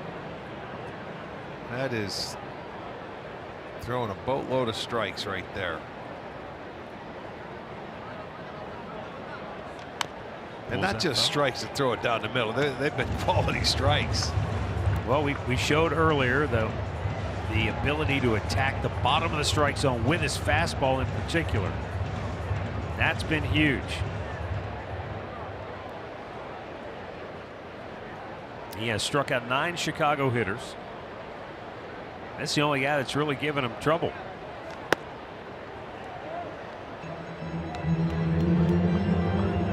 Both times Smith just sending hard hit ground balls up the middle. One was knocked down by second baseman Eric Gonzalez, but by the time he dove forward and stopped, he couldn't throw him out.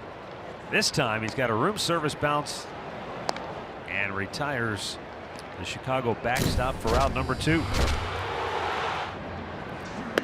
Clevenger has 8 strikeouts, a couple of them called, but you just watch how he manipulates the strike zone. He's made some quality pitches, kept the fastball down at the knees and mixed in the breaking ball beautifully. 8 of them on the day. He's walked 1. Excuse me, 9 punches on the day. 2 down for Matt Davidson, who's 0 for 2. And he takes a strike.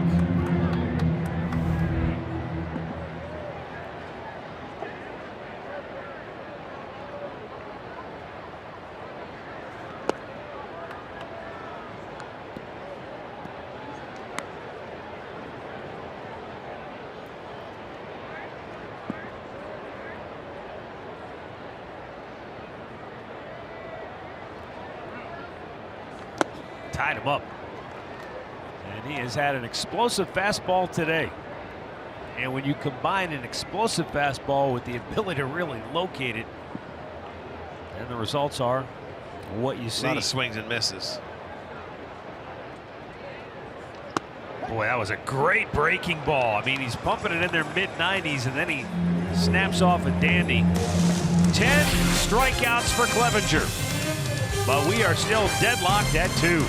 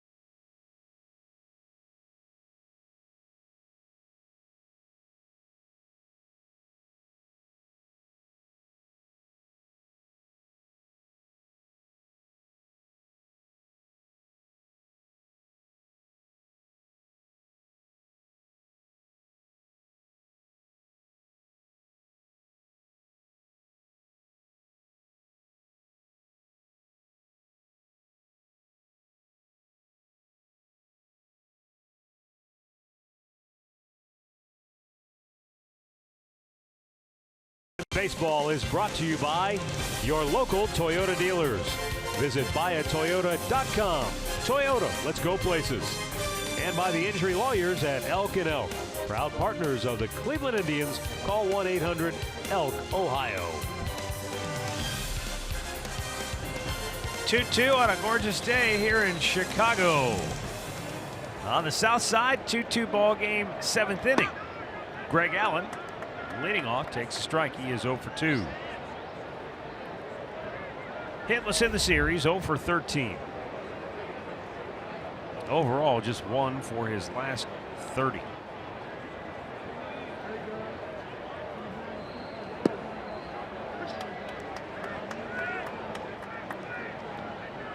No balls, 2 strikes. Chris Volstad came on in the 6th. Worked around a double with 1 out in the inning.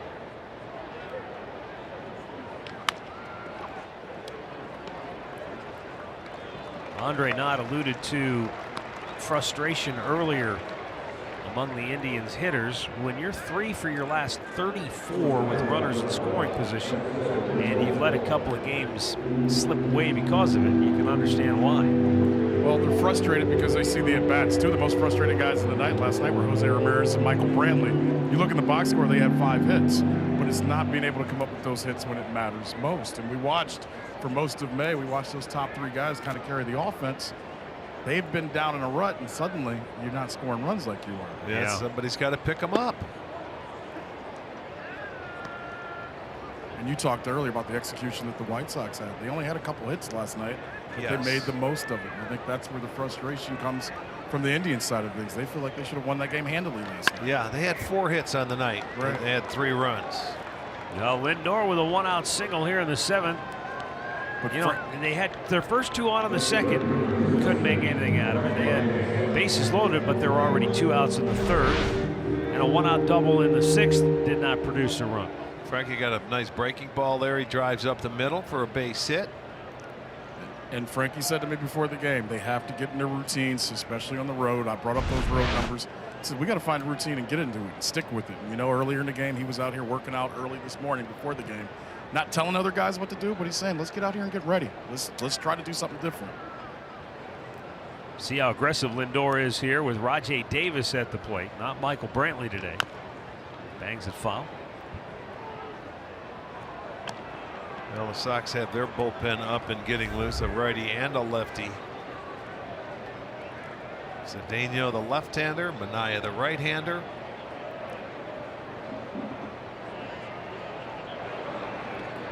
But yeah, quiet day. Both teams 2 runs, 4 hits. The Indians have made 2 errors.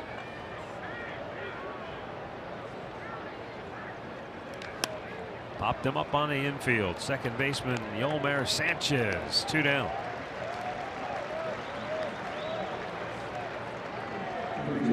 '18 World Cup in Russia is today. And here's a first look at the Fox Sports Studio at Red Square in Moscow. Rob Stone, Ali Wagner, Cus Hidning, and Alexei Lalas are preparing for the opening broadcast today at the Cathedral of St.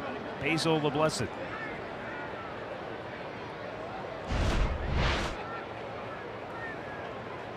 Jose Ramirez 0 for 3. His fly to deep center and to deep left. Runner goes. A hesitation, and that's all it took. Lindor has the steal, his 9th on the year. Yeah, Smith could not get the ball out of his glove, almost like a double clutch. And Frankie took off to do it early.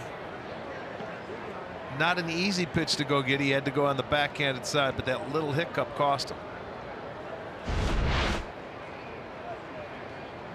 Sox shift 3 on the right side of the infield.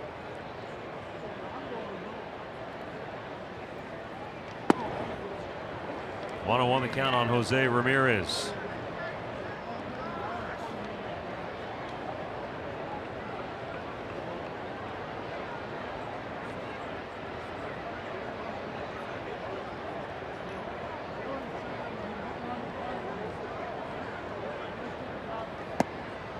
As good as Ramirez has been, batting with runners in scoring position has not exactly been his overall strength.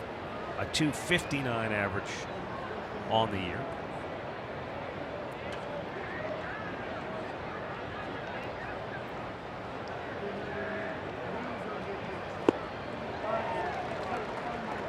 And a count 2-2.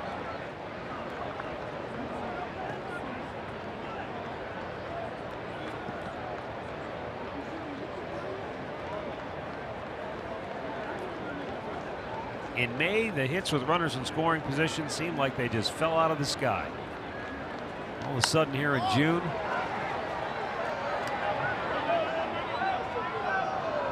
they just don't materialize, or have not been anyway.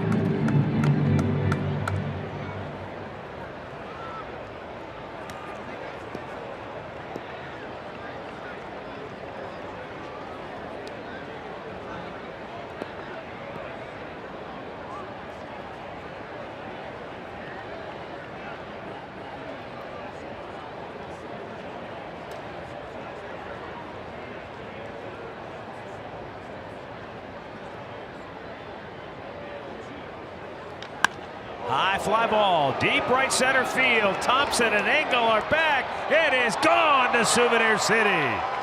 Jose Ramirez breaks the spell for Cleveland with a 2-out, 2-run homer in the 7th, and the Indians have a 4-2 lead. Well, he got that one out in front, that's for sure. You could tell by the sound of that ball coming off the bat that he caught it out in front and gave it a ride. So a 2-run home run makes it a 4-2 game. His 20th. They wanted to get inside on him. Let's see where the location is, but they didn't do it. They're sitting in there, and he missed. That ball stayed right down the middle, and Jose made him pay, and it was a nice fastball that you're not going to throw it by him. Third best home run hitter in the league with number 20. And boy, was that a big one. And it also happens to come with a runner in scoring position.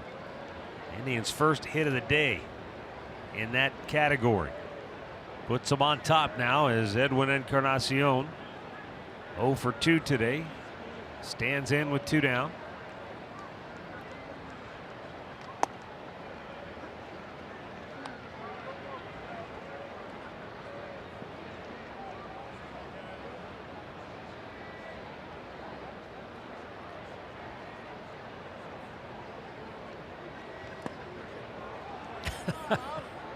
Edwin didn't want to give up his toe hold, but he almost went down. Jose 42 extra base hits now.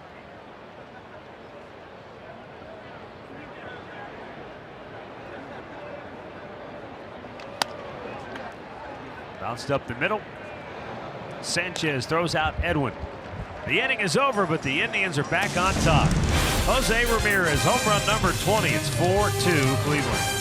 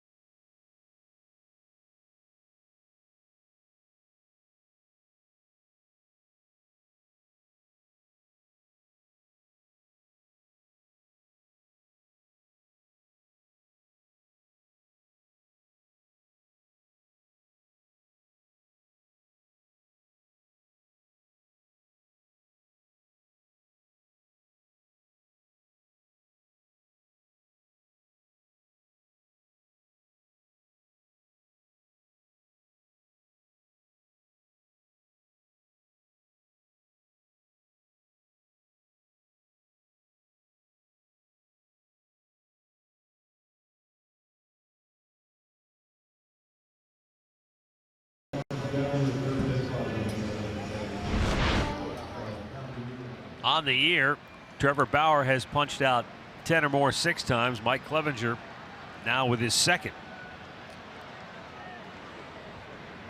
And the Indians can pile up the strikeouts better than anybody. However, just over 90 pitches, the Indians have double barrel action in the bullpen. Boy, that's been the one thing today. First pitch strikes for Mike. He has been on point, man. Up the middle, and that's going to get through. White Sox have their leadoff man aboard here in the bottom of the 7th. Didn't hit it hard, but he hit it right where he had to. And Adam Engel coming up 0 for 2 is grounded out, struck out.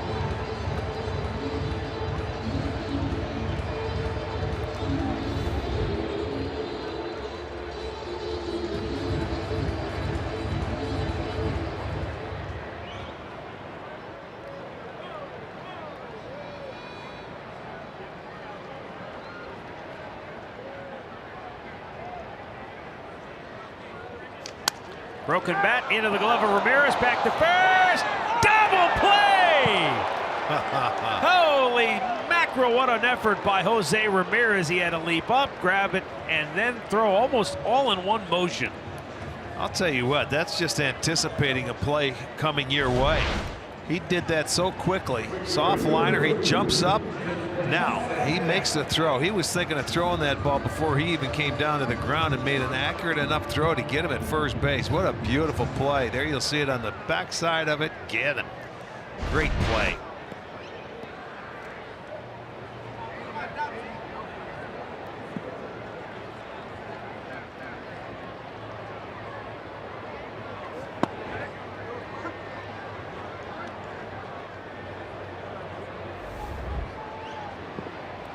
Good offense in this case leads to good defense.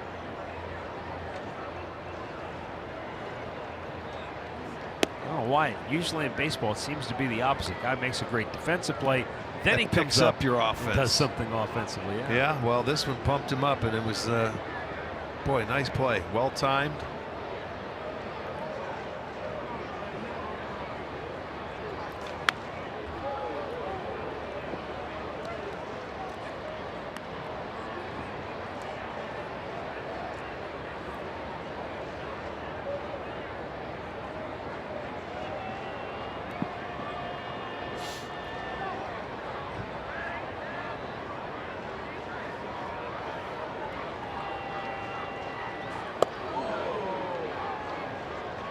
In all likelihood, this will be the last inning for Mike Clevenger as he's about to hit that 100 pitch mark.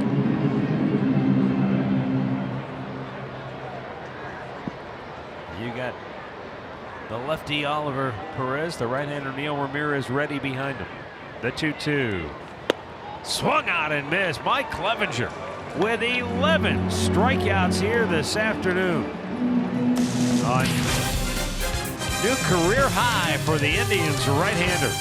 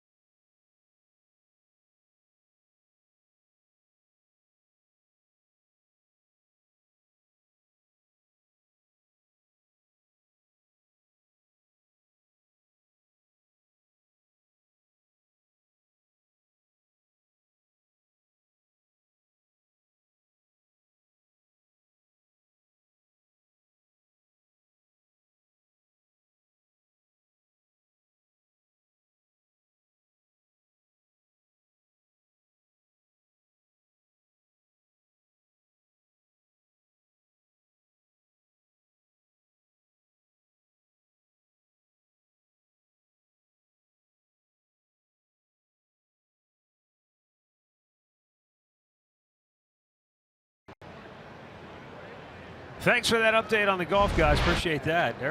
We saw a lot of big numbers early. We saw Tiger Woods took, what, a 7 on the first hole? Yeah. Ouch. That is correct.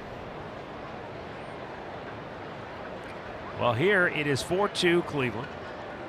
Juan Minaya, new pitcher, third of the day for Chicago. Brandon Geyer already been hit by a pitch today. No surprise there.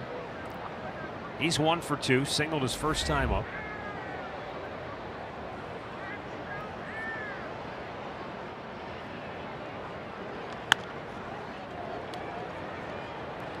Matt Davidson will throw him out here, 1 down.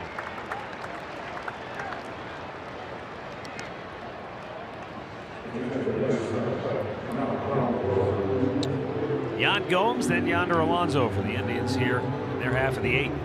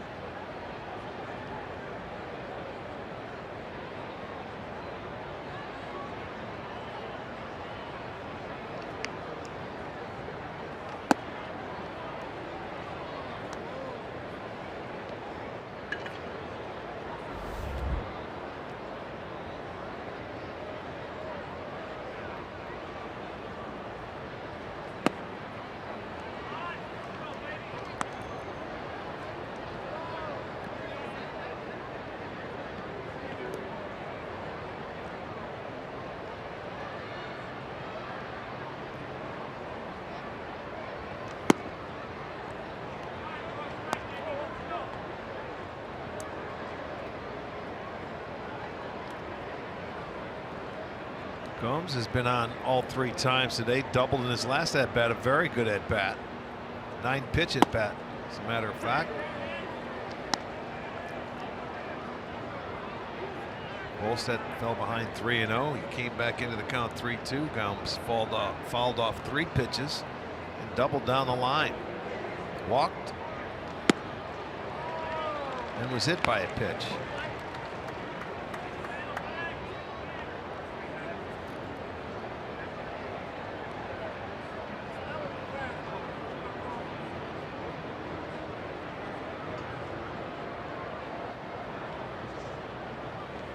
And Yan Gomes patiently waits him out, draws a walk. So he's been on all 4 times today. Twice via the walk, once when he was hit by a pitch, and he's also doubled. Well, 12,500 fans will receive an Andrew Miller bobblehead courtesy of Pepsi. That'll be Saturday night with the Twins in town. Get to the game early, enjoy a pregame in the district, and go to Indians.com for all the ticket information.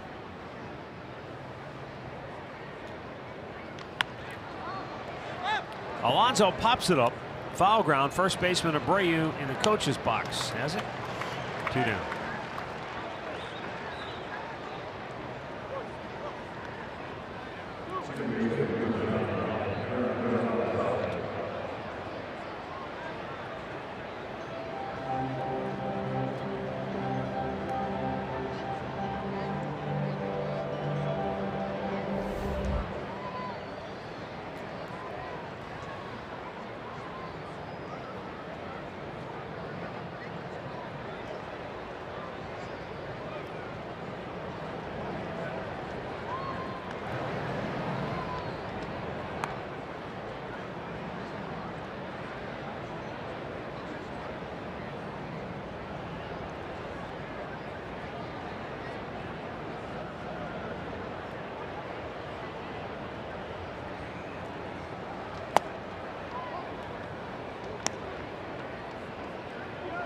Eric Gonzalez getting the start today.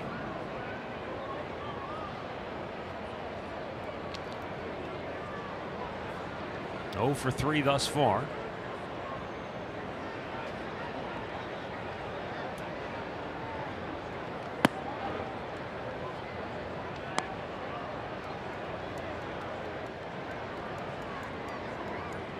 Minaya has 2 outs, but he's fallen behind.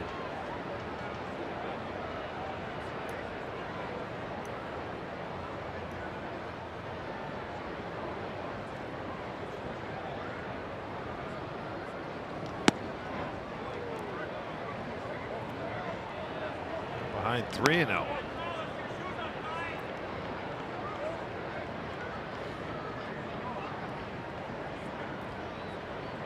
The Indians have walked 4 times today. They've been hit by a couple of pitches, so they've had their share of base runners, even though they only have 5 hits.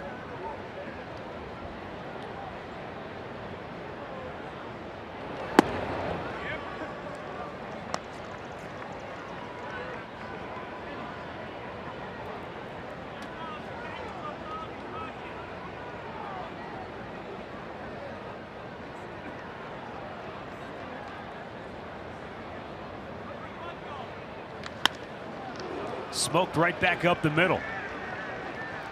So Eric Gonzalez has his first hit of the day. It's only the 6th of the afternoon for Cleveland. And he was sitting in a good count, hitter's count, 3-1. Got the fastball, smoked it right back up the middle. So now 1st and 2nd with 2 outs.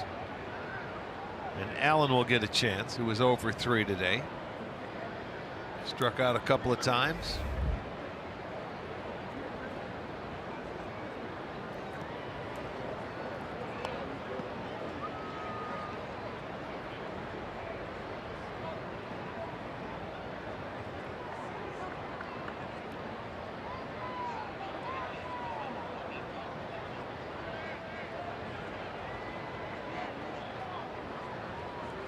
Well, you mentioned we're going home, and tomorrow the Minnesota Twins will be in town for a series. Kind of a surprising move until you really take a hard look at the numbers. Miguel Sano was sent back to A-ball today by the Twins. On the year, he's hit .203 in 37 games, but in the first 10 games in June, he's batted .162 with 18 punch-outs. Swing and a miss. It's 0-2. So, well, and that's that power guy out of the middle part of that lineup that just hasn't worked for him this year. I wonder why the decision all the way down to A-ball. Hands-on coaches. Possibly, yes. That's what they're saying. Okay.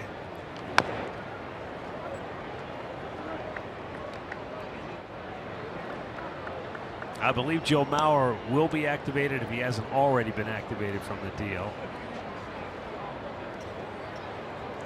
And they're saying Eduardo Escobar will play at 3rd. But we'll sort all through all that when we get home for tomorrow night. But that was kind of a surprising piece of news. 2 on, 2 out, 0-2 pitch. And Greg sends one back out of play.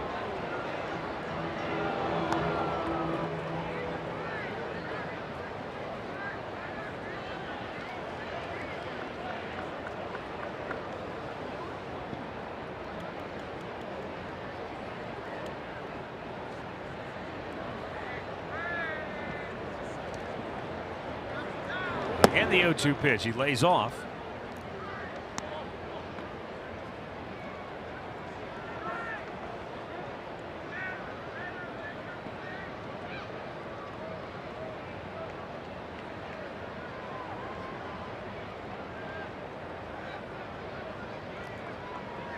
And it's smothered that time nicely by Smith.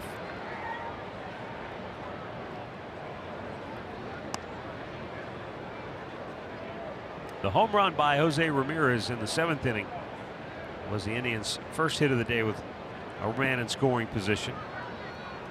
They were 0 for 6 before then. Another opportunity here, albeit with 2 outs. And it's a smash to first. Nice play by Abreu. Ball dropped at first. Sprinting hope from 3rd is Gomes. He will score. Another gift run for Cleveland. Oh, Minaya had it right in his glove, and he just flat out dropped it. Yeah, it was a good feed. That'll be an error on Minaya. He beat him to the base. A backhanded play by Abreu, which was very nice, but he dropped the ball. He didn't look it in. Probably looking for first base before he really had the ball in his glove. And so in turn, Gomes picked it up and just kept right on going. After it trickles away, there's an insurance run for you to make it a 5-2 ball game on the error.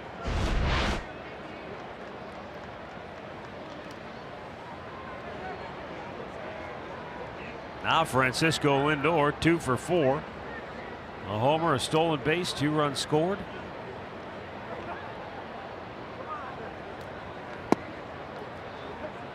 And looks at a strike.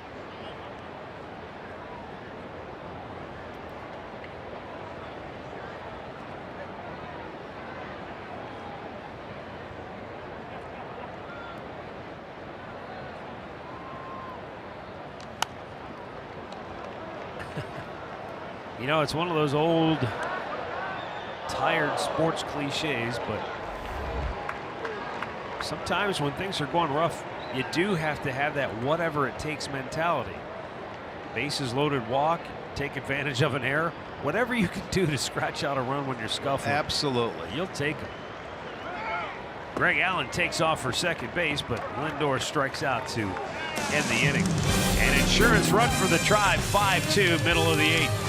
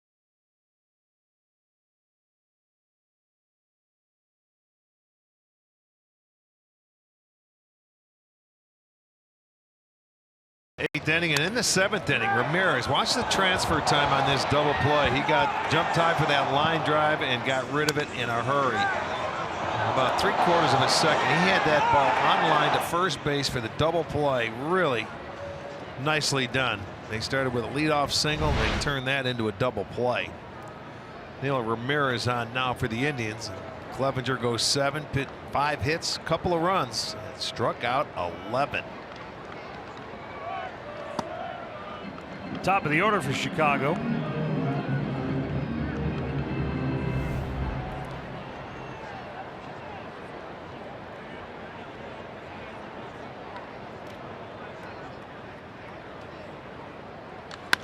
Center field. Greg Allen. 1 down. Oh, here is Neil Ramirez on the state of the Indians bullpen. It's all about execution for us down there. I think when you look back to May, there was just some pitches that weren't in good spots. You know, I think the stuff is there with everybody. It's just, you know, executing, and then when it gets magnified a little bit, it's almost like the other teams are kind of like sharks in the water, man. They smell blood when they get to that bullpen, so they kind of hone in a little bit more. But we just have to be the aggressors. You know, we got to be the predators out there that goes and gets the job done. 29 years old, Neil Ramirez, and a veteran of a number of different organizations. He's been with the Cubs, the Brewers, the Twins, Giants, Mets.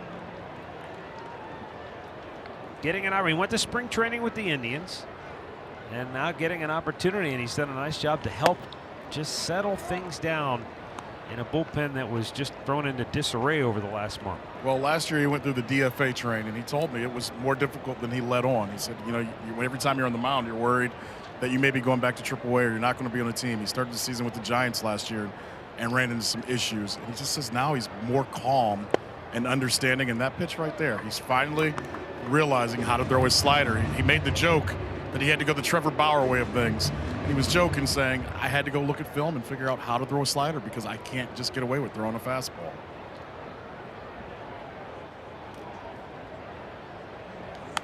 Pop back out of play. Got a pinch hitter. You on Moncada. He's on.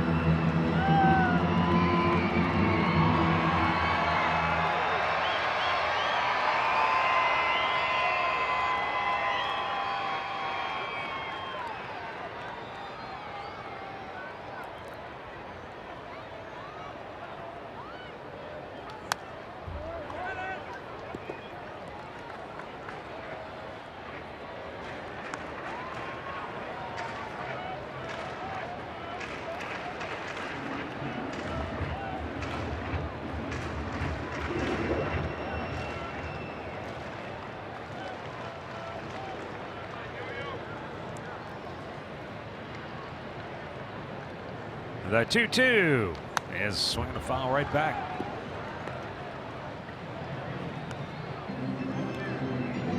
Jose Abreu waits on deck. Perez, the lefty in the bullpen, he's ready in case Polka comes up in this inning.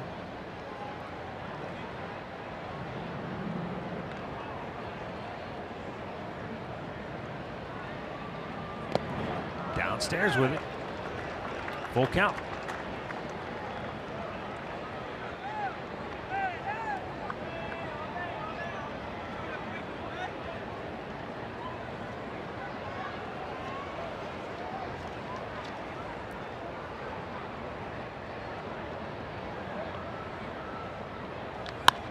High fly ball, very shallow center field. Greg Allen, a long run in, but he's there. And there are 2 down. Taking a look back at our storylines, brought to you by Ford. 1 hit with a runner in scoring position, but boy, was it a big one. Yes, it was. And Carlos Rodon only went 5 innings today. Indians were able to grind out some early at bats against him, make the pitch count climb early.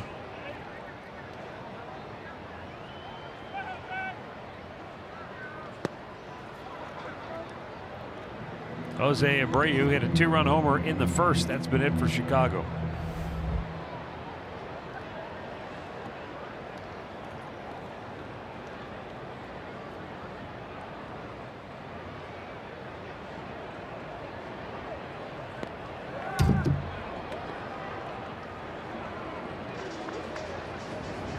The Gulls are starting to come back in play. That one just flew right in front of Ramirez right before he threw that pitch. They were in abundance last night.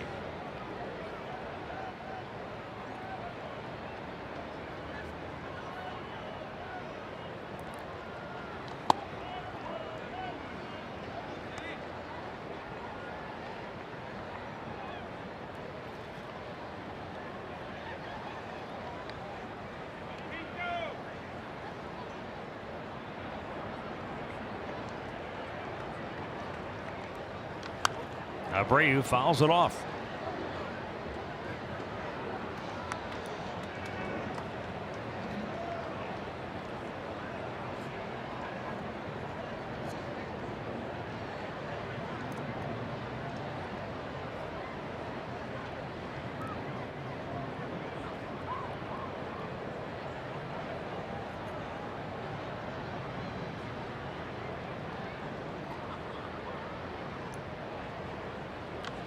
And Abreu does a nice job of just waiting back and kind of slapping that ball up the middle. And Tito will go to the bullpen now for the left-hander Oliver Perez to face Daniel Polka.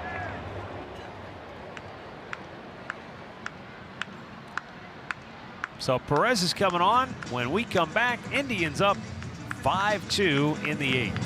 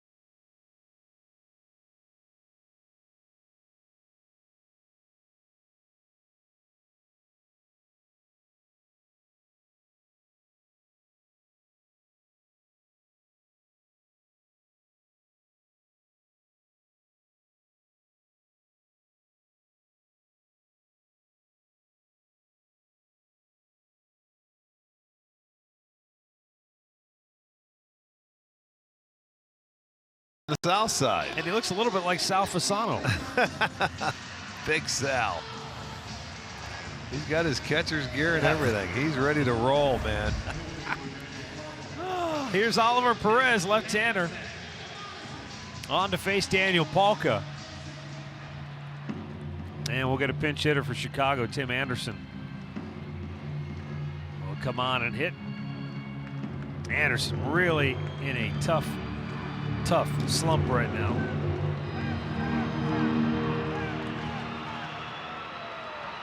He's 0 for his last 14 and 5 for his last 37.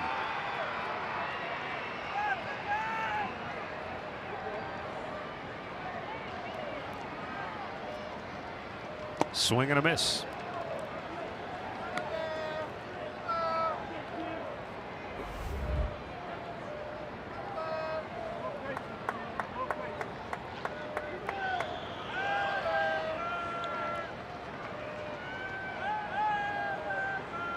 Strike two. Boy, Oliver Perez, Neil Ramirez, they've done a good job, but it's not just them. This entire Indians bullpen has turned itself around. So far in the month of June, the ERA is 2.62 among the guys who are in that bullpen right now. Yeah, it's settling in. And the guy who's had the toughest month is your closer, Cody Allen. But you know how that goes. You give up, a walk-off situation. I think it was in Detroit. You don't get it out. All of a sudden, that inflates the ERA. Yeah.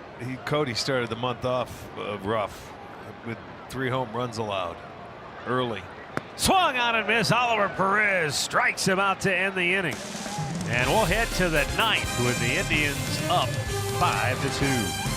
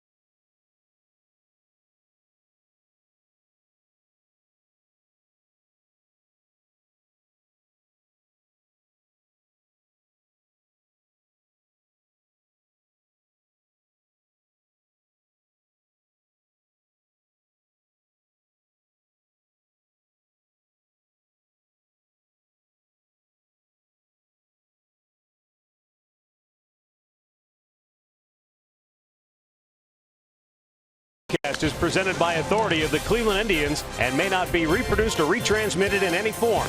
And the accounts and descriptions of this game may not be disseminated without the express written consent of the Cleveland Indians.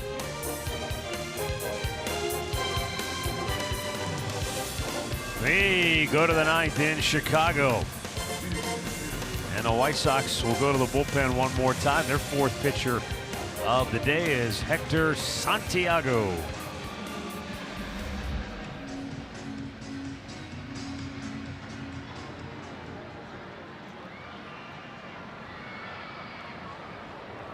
Coming on for the 19th time. He has made 7 starts for him. He'll face Davis, Ramirez, and Encarnacion.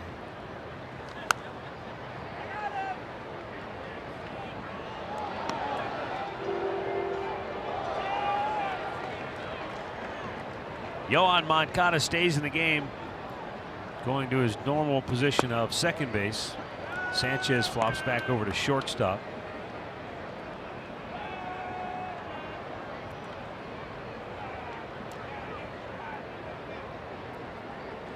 Up and away. Rajai Davis today walked, stole a base, and scored back in the 3rd inning.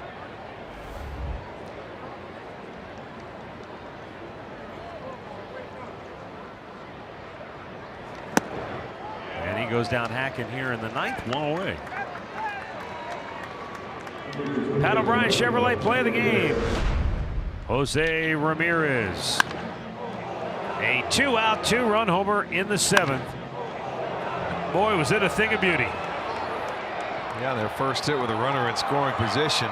We were talking about with Andre that he was catching the ball a little too deep in the zone. He didn't on that one. He got the head of the bat out.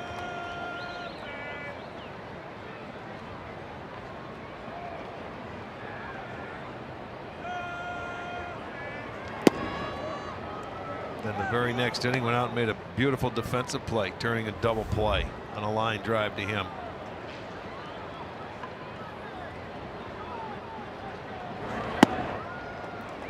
Cody Allen heating it up in the Indians bullpen.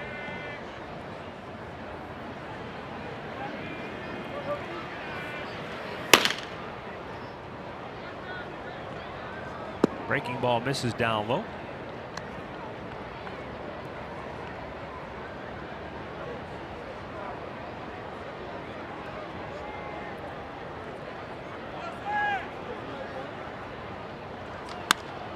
Ramirez with a fly ball left center field, and it's going to be caught for out number 2. Well, here's the home run swing. Watch where the barrel of the bat is to this baseball. It's going to be right there, out in front of the plate, and you can just see that ball taking off the trajectory of that, and you can tell by the sound. Maybe from the right side, he's hitting maybe a little farther back. He did the same thing here, flew deep to center field.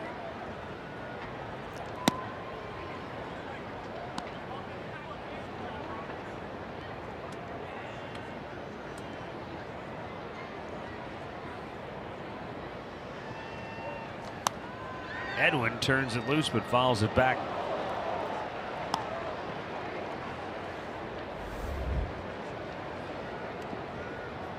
Jose Ramirez, 20 home runs. Mike Trout leads the league coming into today with 23. J.D. Martinez of Boston was second with 22.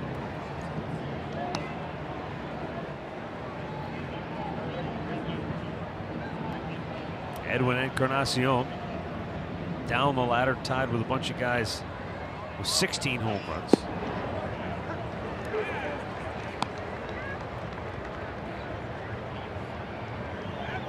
One behind Joey Gallo, who has the 8th most at 17. Fouled right back.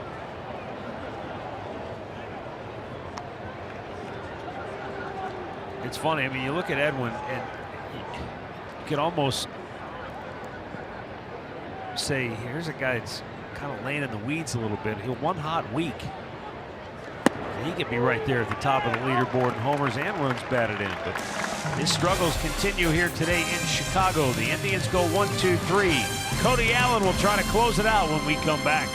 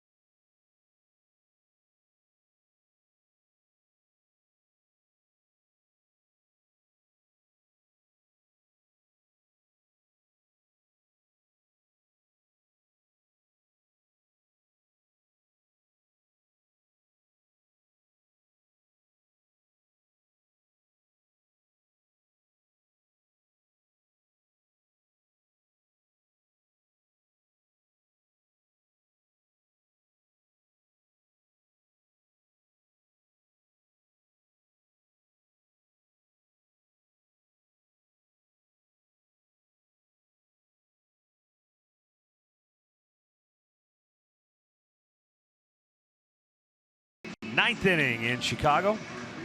And Cody Allen on to try and close it out here for the Indians, seeking his 13th save of the season.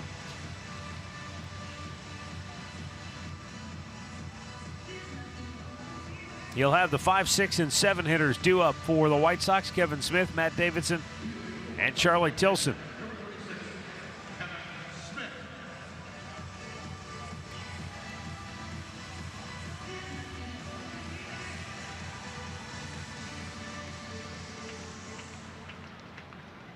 Kevin Smith is 2 for 3, couple of singles today.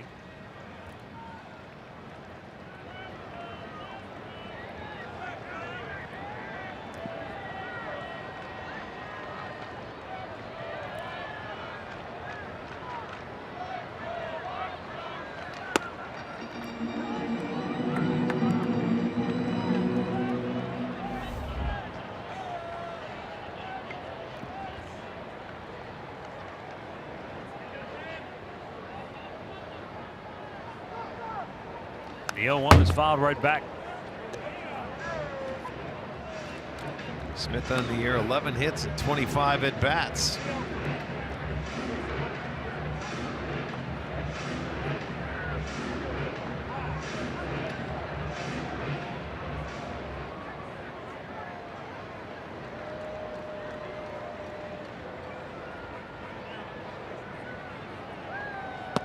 Checks on a ball that's low.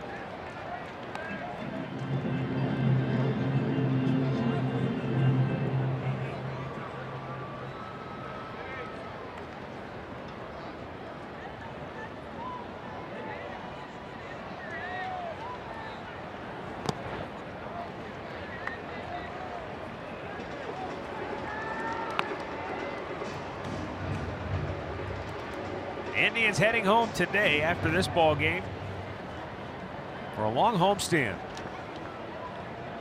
They'll play the Minnesota Twins to start it off this weekend at Progressive Field. Hope to see you out there at the ballpark. Fouled back. Be nice to have a 3-team homestand coming in as well. All Central Division. White Sox will be in for 3, and Detroit as well. Matter of fact, Detroit comes in here tonight. I think they have an off day, and they'll play 3 over the weekend. High pop foul, out of play, right side. You laughed when I said I was guaranteeing good weather for the upcoming homestand. Who laughed? You did. When? In Detroit. Friday, 78 and sunny. Saturday, 86 and sunny. Sunday, 92. Too hot.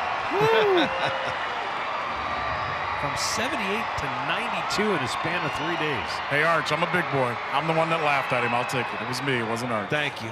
I got you. That's all right. I'll take the blame, He Andre. was snickering, too. The 2-2 pitch is low. No, called third strike. Carlos Torres got me with that delayed call.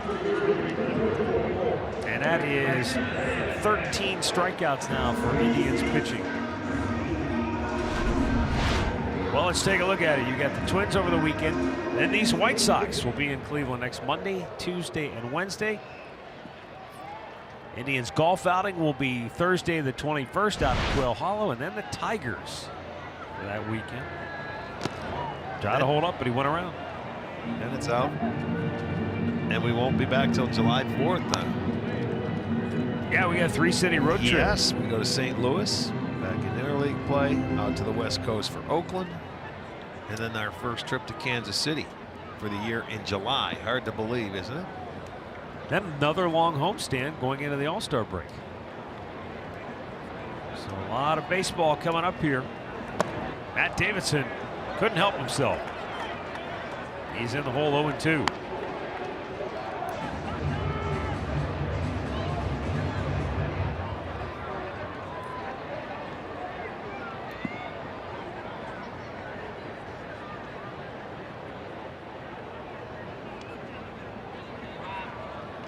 Swung on and missed. Cody Allen strikes him out.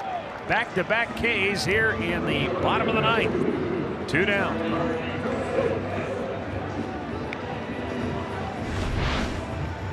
Breaking ball here from Cody. Stayed upstairs, but he swings through it. So back-to-back strikeouts. They had 14 strikeouts today. Yes. Indians pitching. Charlie Tilson, the last hope for Chicago. And Cody Allen just missed low.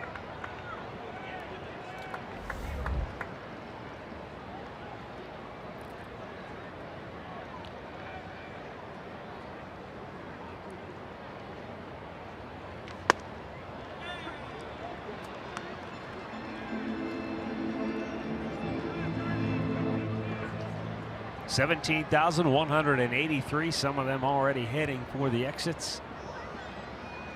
Trying to beat the traffic, and may I say good luck to you. Ground ball to third, it's over the head of Ramirez and into left. And the White Sox keep it alive with 2 down here in the bottom of the 9th.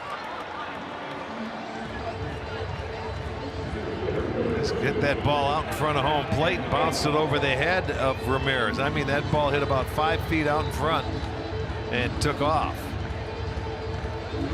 So a 2-out single will keep the inning going. Hit number 7 for the Sox.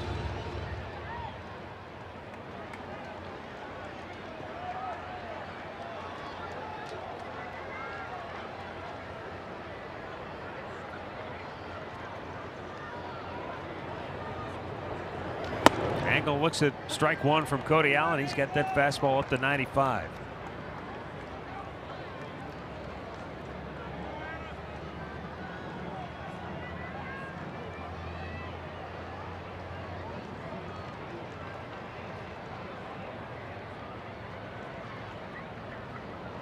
Runner goes, they'll let him go. And the Sox are down to their last strike.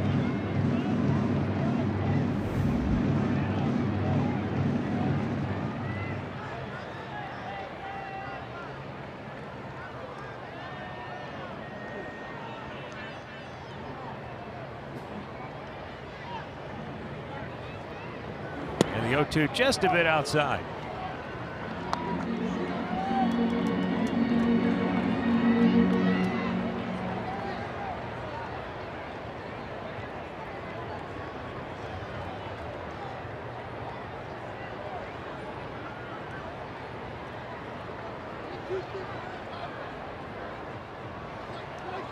Cody Allen ready with a 1-2 pitch, and it goes to the backstop, and down to third goes Tilson.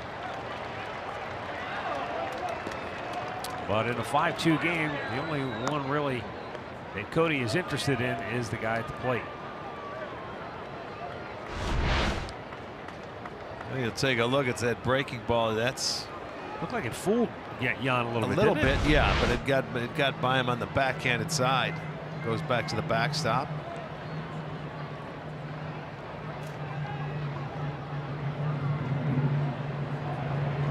Swung out and missed. Cody Allen strikes him out to end the ball game. He fans 3 in the 9th, and the Indians nail it down, earning a split in the 4-game series, winning here this afternoon by a final score of 5-2. The win will go to Mike Clevenger, who is now 5-2 on the year, and Cody Allen has his 13th save. The loss to Chris Volstad, who is now 1-4 for Chicago. The win will send the Indians back home to Cleveland with a record of 36-31. They'll stay atop the American League Central Division standings by a comfortable margin. With the loss, Chicago is now 24-43 on the year. Boy, this was just a really well-pitched game again by an Indian starter. This time it happened to be Mike Clevenger, and Jose Ramirez providing a much-needed clutch hit late. Well, Mike Clevenger was dynamite throwing it. I mean, really pounded the strike zone today. Strike 1, he was ahead of the hitters. He had a career high, 11 strikeouts, only 1 walk. He was really filling up the strike zone.